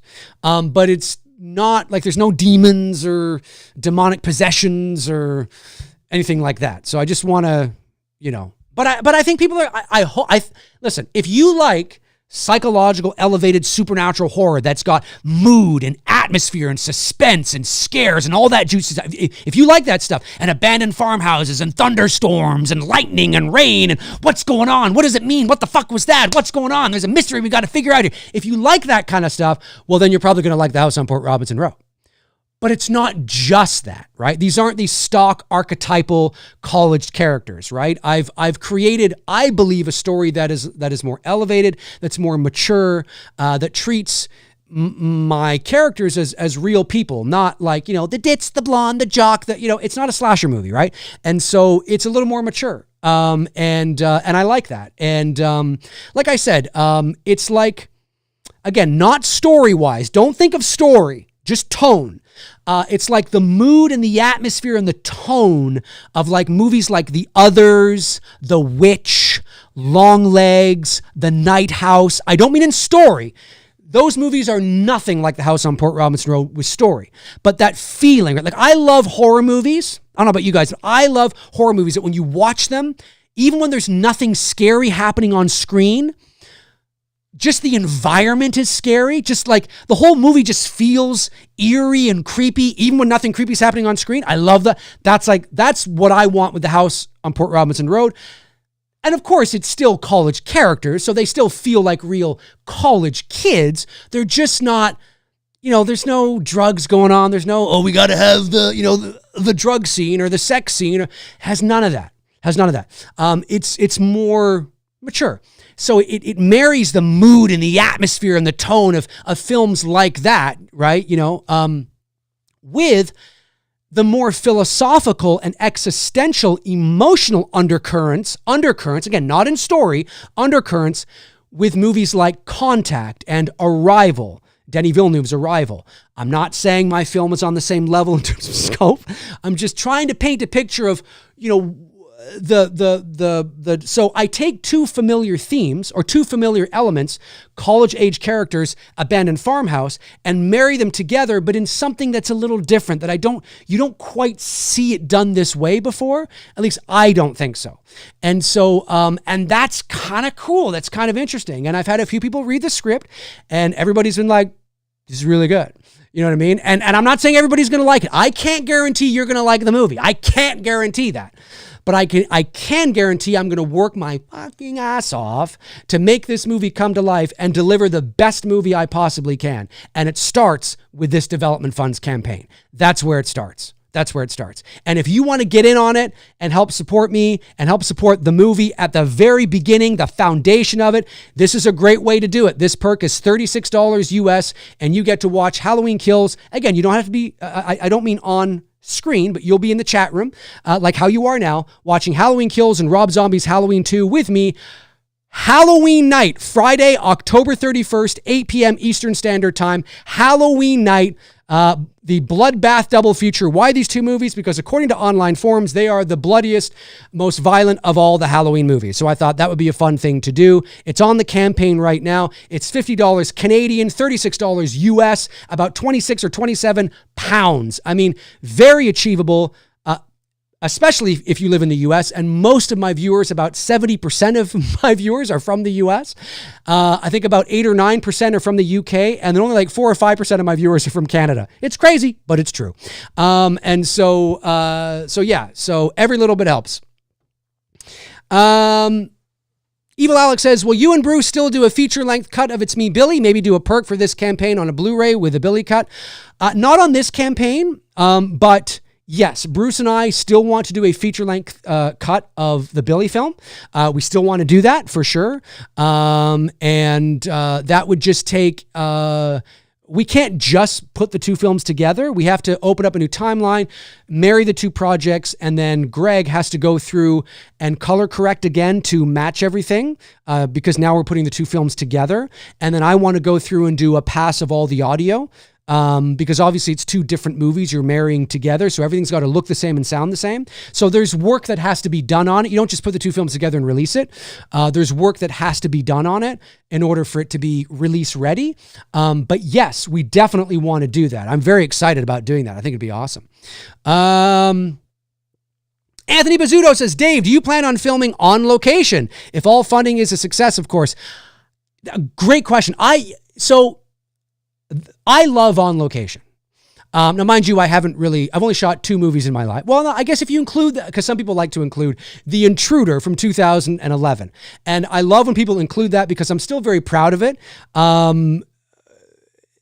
But at a professional level with professional actors, professional crew, an actual pretty big budget for, 2 short movies, unions, guilds, all that kind of stuff. I've done 2 movies, right? Billy 1 and Billy 2. And that was both on location. Well, except for the police officer scene, the police station scene, in Billy 2 was not on, that was at Digital Canaries in Hamilton, Ontario. It's like an old high school, I believe, and they've turned it into multiple film sets, courtrooms, police stations, jail cells, apartments, you name it, it's all there. So that actually was a set, believe it or not, that actually was a set. Looks pretty good, doesn't it?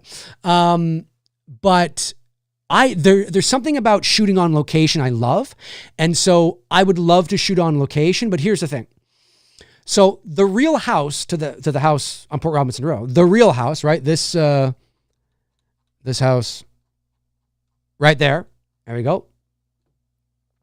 That house right there, the real house, that burned to the ground in February of 2002. So it's no longer there. But even if it was there, let's say it was there, we couldn't shoot in it. I mean, maybe we could, and let's say it still looked like that. I mean, that's 25 years ago. If it was still there, it may not look like that. I mean, that's another 25 years of decay and weather and winter and cold and hot, and so who knows, it might be just kind of falling apart. But let's hypothetically say it still looked like that.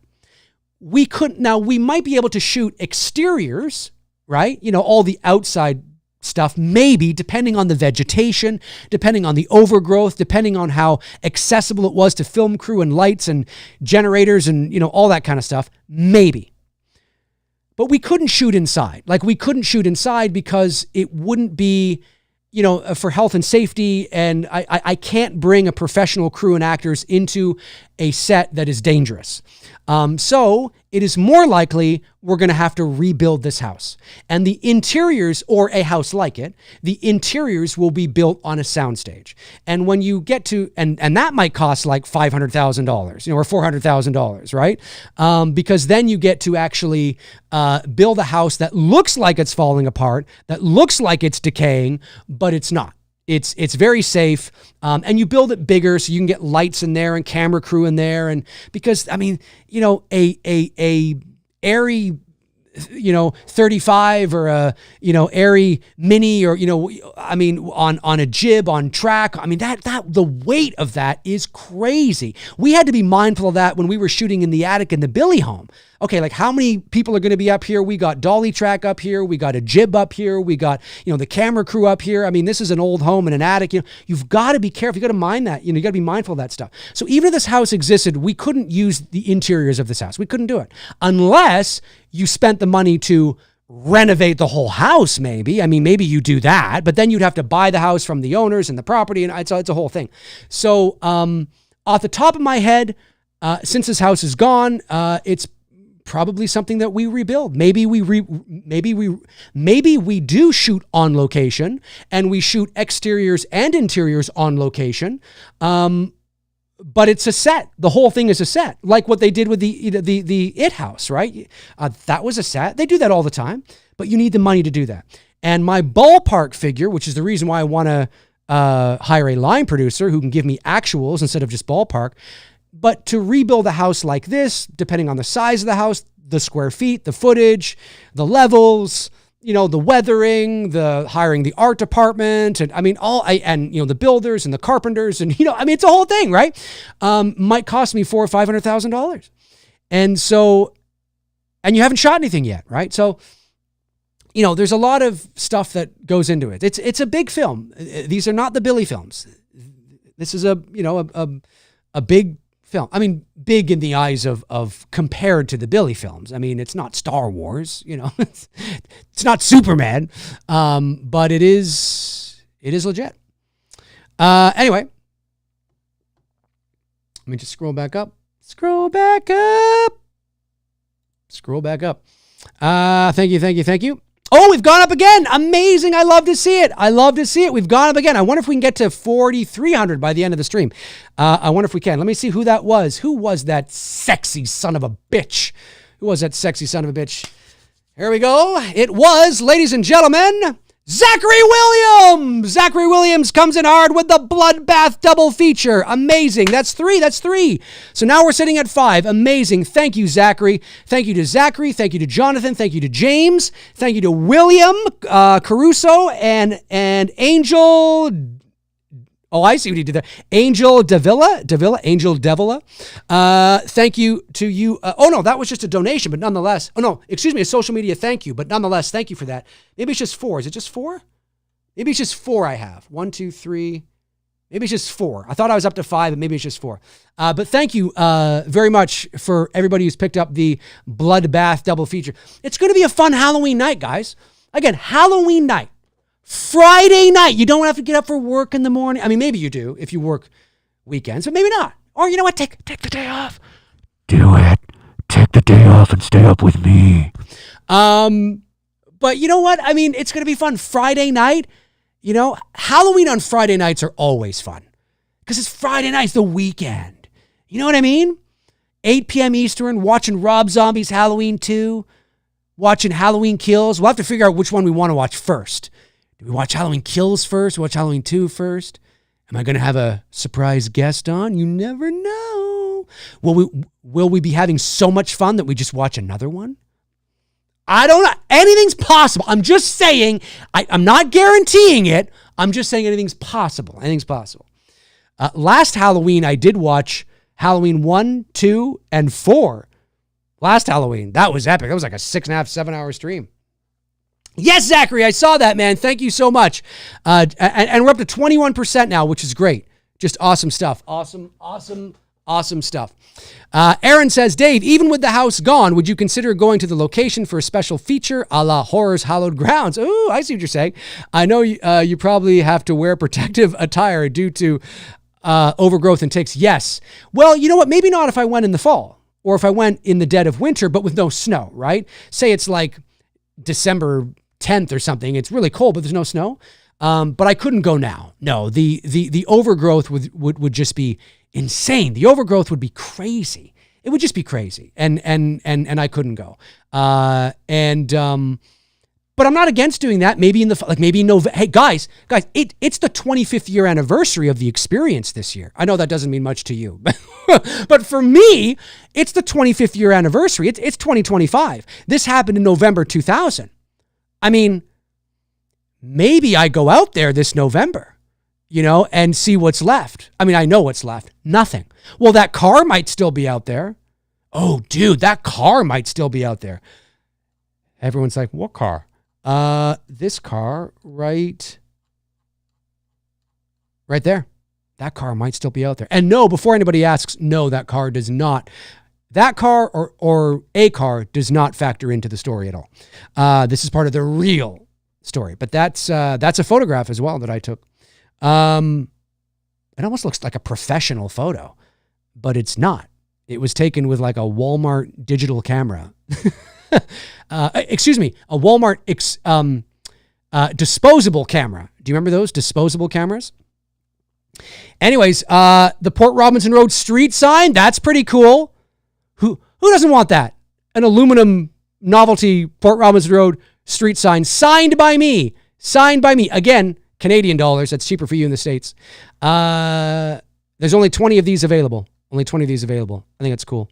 The mystery envelope. Who doesn't want the mystery envelope? This is pretty cool. We've sold 9 out of 50. There's only 50 of these available, and we've sold 9 of them. I think this is pretty cool. It's like a loot bag. Do you remember when you go to your friend's birthday party and you're like 7 years old and you get like a little loot bag and what's in here? Oh, He-Man stamp. Oh, stickers. That kind of stuff.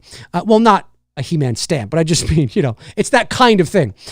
This limited edition envelope contains a carefully curated collection of promotional items tied to the house on Port Robinson Road. No other further details will be revealed. This is your invitation into the unknown. Once they're gone, they're gone. You'll also receive a social media thank you from moi. By the way, when I say your names here on the show, that's not your social media thank you. I'm going to put up a list on social media where I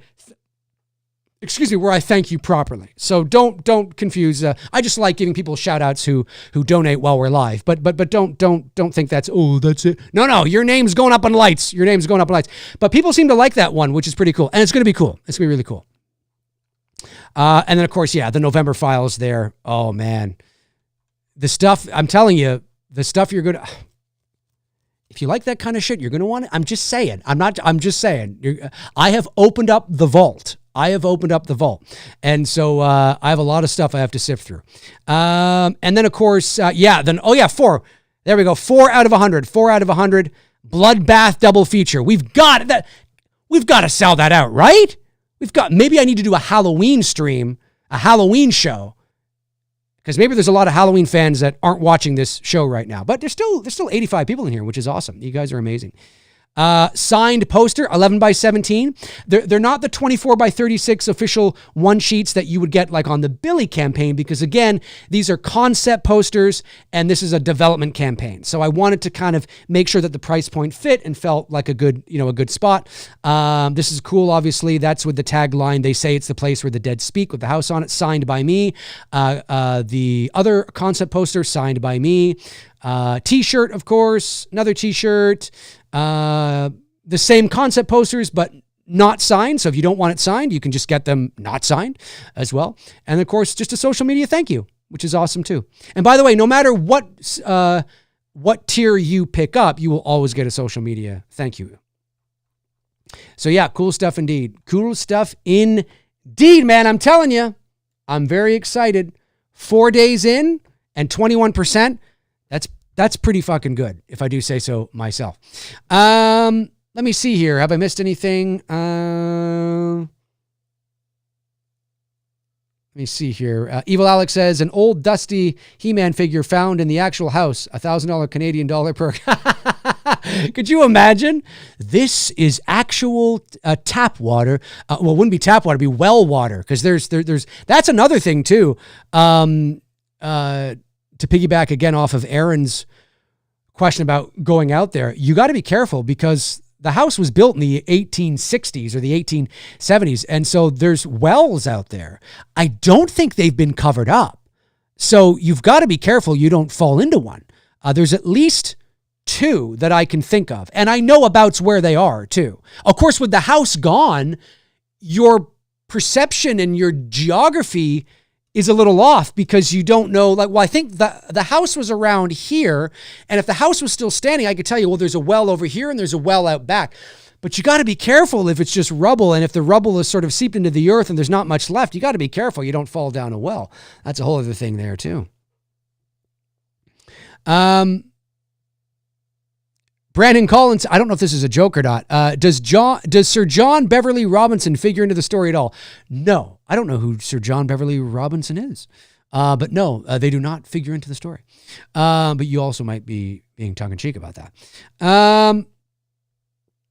Let me scroll back here. Daz says, I like Rob Zombie's Halloween too. I'll get the Halloween perk. Amazing. Oh, did you already pick it up? Maybe you did. I think you did. Did you pick it up? I can't think now. Did you pick it up? I'm not sure. Maybe you did. Maybe you did. I don't know. But if you did, amazing. Thank you. If you haven't yet, amazing. Thank you. Thank you. Appreciate that. All right. What's the time here? I'll go another few more minutes. Then we'll call it a day. I hope everyone's having a happy Sunday. It's hard to believe another week is nearly upon us. It's hard to believe that we're almost Oh, we've jumped. Amazing. Let me go over to and see what's happening. We've jumped. I love it. Let's see what's going on here. We've got, yes, Daz. There's Daz. There he is. I love it. Daz picked up the bloodbath feature. Amazing. And Chris Kendrick. Thank you, Chris. He also picked up the bloodbath feature. Again, this is not your social media shout out. It's just whenever anybody picks up a perk while I'm live on air, I like to say thank you personally. So thank you. Amazing. Just today, just in this stream, we've got James, Jonathan, Zachary, Daz, and Chris. Halloween fans, horror fans, we're going to be hanging out Halloween night. We're going to be hanging out. We're going to be eating some munchies, some chocolate bars, candy bars, like you like to say in the States. We're going to be watching Listen, hey, I may not be a big fan of Rob Zombie's Halloween 2, but I just want to say that opening dream sequence, it's fucking badass, man. It is like, it's pretty badass. You know, I mean, it is, you know, and to see that, I just wish that could have been the movie, you know, not just like that, but like where she's like, imagine if Rob Zombie's Halloween 2, well, like, what would you guys think of that? Rob Zombie's Halloween 2. It's not a dream sequence. It's just an 88, 85, 90-minute movie, because that's still good. 90 minutes long. That's typical for, you know, a slasher. Of Scout Taylor Compton? Yeah, I think that's right. Running away it's all about him chasing her in the rain, outside, in the hospital, and him killing people along the way, going after her. Like Halloween. I guess maybe he didn't do that because maybe he thought that'd be too similar to the first Halloween 2, but no, man. Keep the thunderstorm there, the lightning, the rain, the crack of thunder, make it gritty.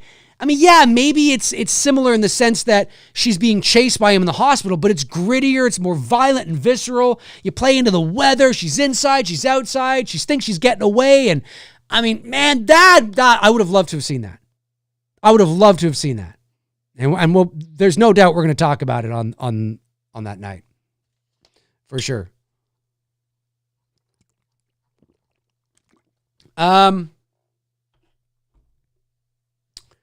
I'm just in the kitchen making a pasta salad and English muffins. Oh, that sounds really good.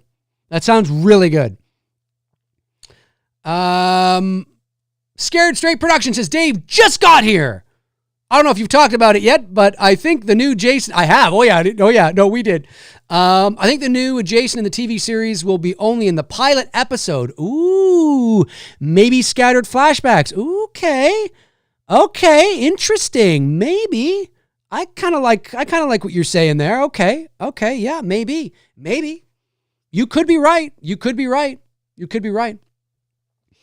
Rob Zombie's Halloween 2, Brandon says, should have killed Laurie in the opening sequence, and the rest of the film should have been about Annie and her dad taking on Michael. Ooh, I like it. Ballsy.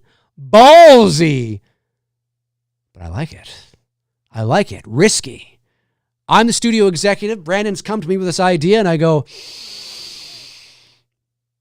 let's do it. Fuck it, we'll do it! We'll do it live! Let's do it!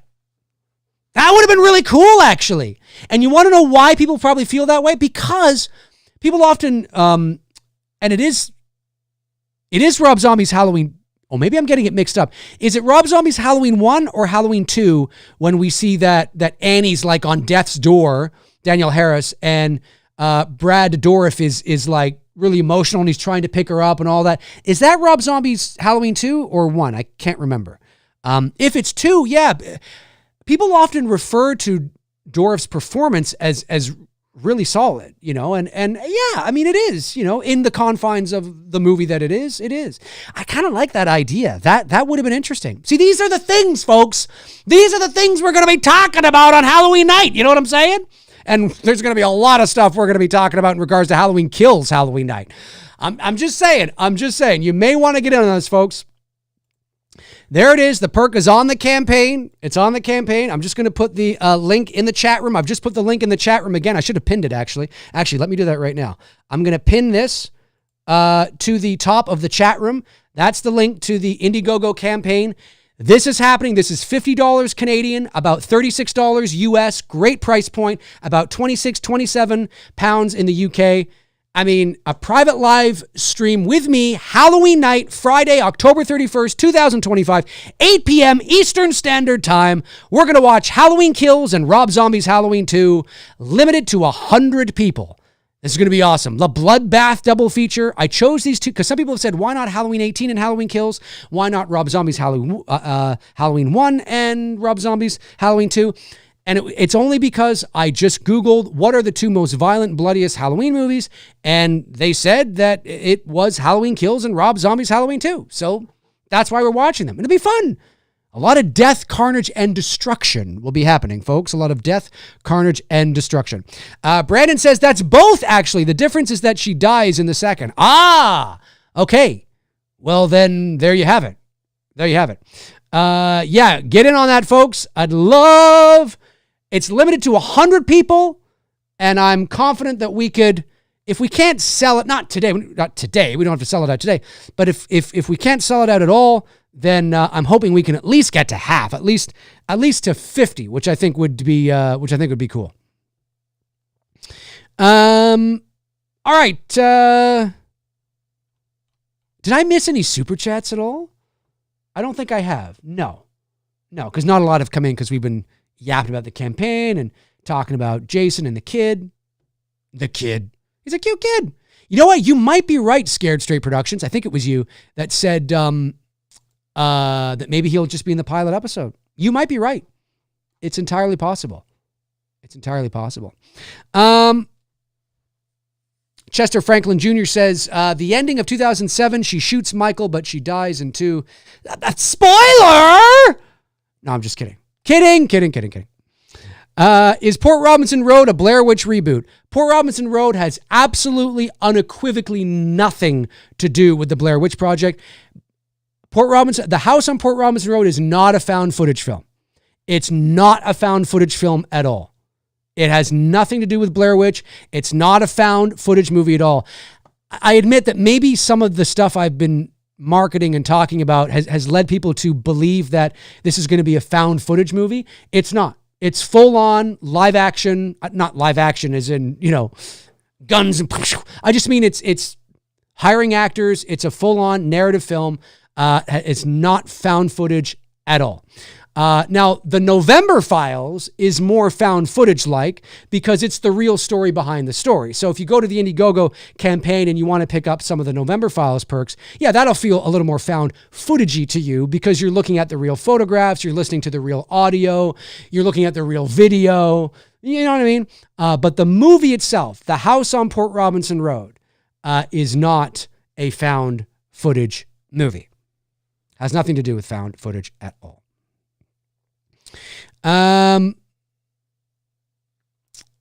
Let me see. 5 more minutes, folks. 5 more minutes in the show today, and then that will be it. And if you're watching after the fact, jump into the comment section. Let me know your thoughts on anything I had to say here today. But of course, about your thoughts on this new kid, Jason, the Crystal Lake series, all that kind of juicy stuff. That's a great line. I don't know who's noticed that as well, but right here, that's great too. One storm, one farmhouse, one truth they weren't ready for. The place where the dead speak. I like that. Mendel Goodman says, hey, Dave, love the drama you just had in the community page. Couldn't help but laugh on how ridiculous the conversation was. That guy was being a moron. Oh, I know what you're talking about. Yeah, the guy that said hard pass. Yeah, look, like I said, I know that not everybody's going to be into this. Not everybody's going to care about this. I know that, just like, the Billy films. I get it. But this is important to me. And so I'm going to talk about it and try to raise a little. Will I hit $20,000 and get this into in demand? I don't know. Maybe I won't. Maybe I'll reach half. Maybe I'll get close and only get to 18. I have no idea. But what I do know is that I want to make this movie. And I need development money to make the film, because I need to hire the right people to set ourselves up for the best probability of success. And so that's what, but not everybody cares. There are a certain section of my viewers that do care, that are on the train or on board. This is amazing. I want to be a part of this. We made the Billy films. You guys made that happen and all this, and now they're on this. I want to see this happen. And then there are viewers that are more passive. They're just like, nah, don't give a shit. Don't care about Billy. Don't care about Port Robinson Road. Don't care about your experience. No disrespect. I just don't care. I just want Dave to talk about Halloween. I just want to tune into my Dave McRae. And when he's talking about Halloween or Freddy, I just want his thoughts on Halloween and Freddy. Don't care about this. Don't care about that. And it's not, I don't take that personally, because that's just viewership. Some people tune in. Some people are loyalists. Some people are casual viewers. Some people want this. Some people want that.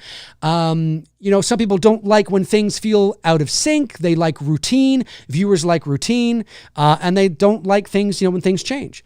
But this is my channel, and this is how I feel, and this is what I want to do. And I'm trying to leverage the community, the horror.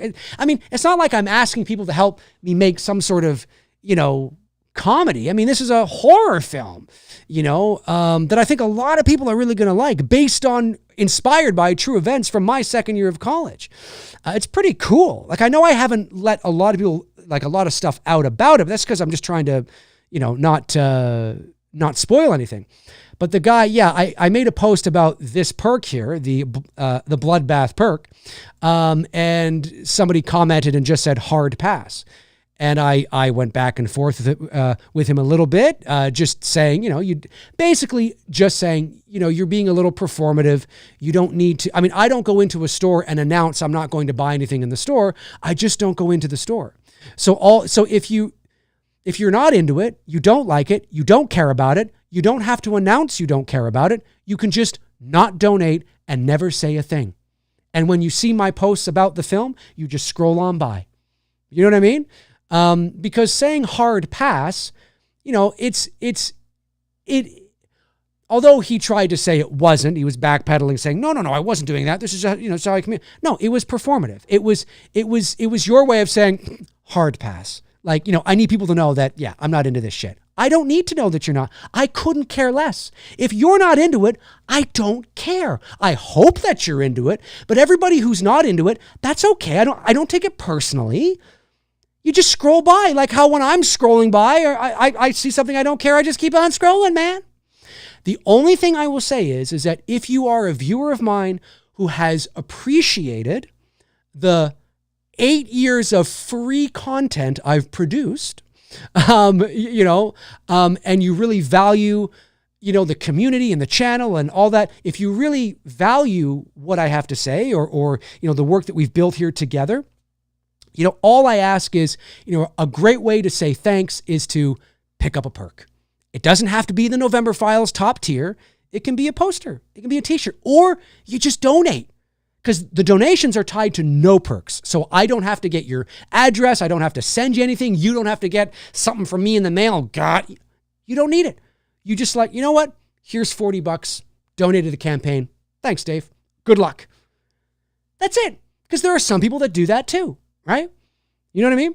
And so it's different strokes for different folks. And I went back and forth with him a little bit, just trying to, call him out on his nonsense because, and maybe he's watching right now, but it was nonsense. You don't have to say, hard pass. Like I'm trying to raise money. I'm excited. It's a thing I'm excited about. You don't have to say hard pass. Hard pass is basically somebody saying, yeah, I don't give a fuck about this. Hard pass, right? Like, yeah, you don't have to say anything. Just don't say anything. Just keep going, right? Yeah, but it's I can communicate. I can do it if I want. Yes, and I can say that if you value my channel and you appreciate things I've done here, maybe the better move is just to shut the hell up and keep moving, right? I mean, really, right? That's, it's about optics. It's about common decency. You know what I mean? Hard pass? Oh, I'm so sorry. I'm offering a perk at $36 to come watch two Halloween films with me. Hard pass, bro. Okay. Okay. I could see if I was charging $10,000 to come watch hard pass, dick face. I could see that. But yeah. He was being, whether he likes to admit it or not, he was being performative. He wanted people to know that this ain't for me. Okay. Well, now people know, and I assume we don't have to hear from you ever again. At least in regards to this campaign. But yeah, I just thought it was funny. Normally I don't go back and forth, but I had a little bit of time to rib back.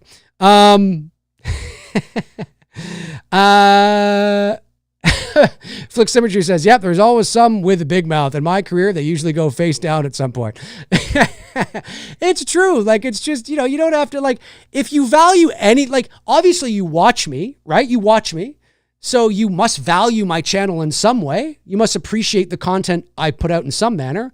Well, then just keep scrolling. You don't have to say hard pass. It's kind of rude. Thanks. Thanks for the support. Anyway, let me see here. Oh, we're over. All right, folks. Well, listen, that's going to do it for this episode of McRae Live. I want to thank everybody who tuned in. Thank you to the donations throughout the stream today. I really, really appreciate it. Again, don't forget, every little bit helps, folks. And let's see if we can sell out that bloodbath tier. The Watch Along With Me Halloween Kills, Rob Zombie's Halloween 2, Halloween night, Friday, October 31st, 8 p.m. Eastern Standard Time. It's going to be a lot of fun. Let's see if we can sell that out. I really appreciate it. Thank you to the super chat, the 2 super chats that came in. Appreciate that. Thank you to my moderators. Thank you for doing what you guys do. Have a great rest of your Sunday. Have a great start to your week. And I will talk to you all very, very soon. Alrighty. In the meantime and in between time, I will. Oh, and here's another tease for the November files in case you're thinking about pulling the trigger. I'm just saying the November files are pretty cool. They are the real stuff behind the story that inspired the movie. Take care, everybody. Cheers. The day today is Tuesday, November 14th, 2000. All right, guys, here we go. Flashlights, check. Flashlights, check. No, wait, guys. Let's not all just go out there and clump out there, okay? We got to take our time. What did you hear? Guys, can you shine your lights down here so we can get down? Enter the house again, ladies and gentlemen. It is pitch black. Just be careful. I mean, like an EST, so we can find out how old this place really is. Fuck, my light's dying here. No, my light is dying. You heard something in the kitchen? I heard the scream. What did you hear? A scream? From where? Someone screamed from outside?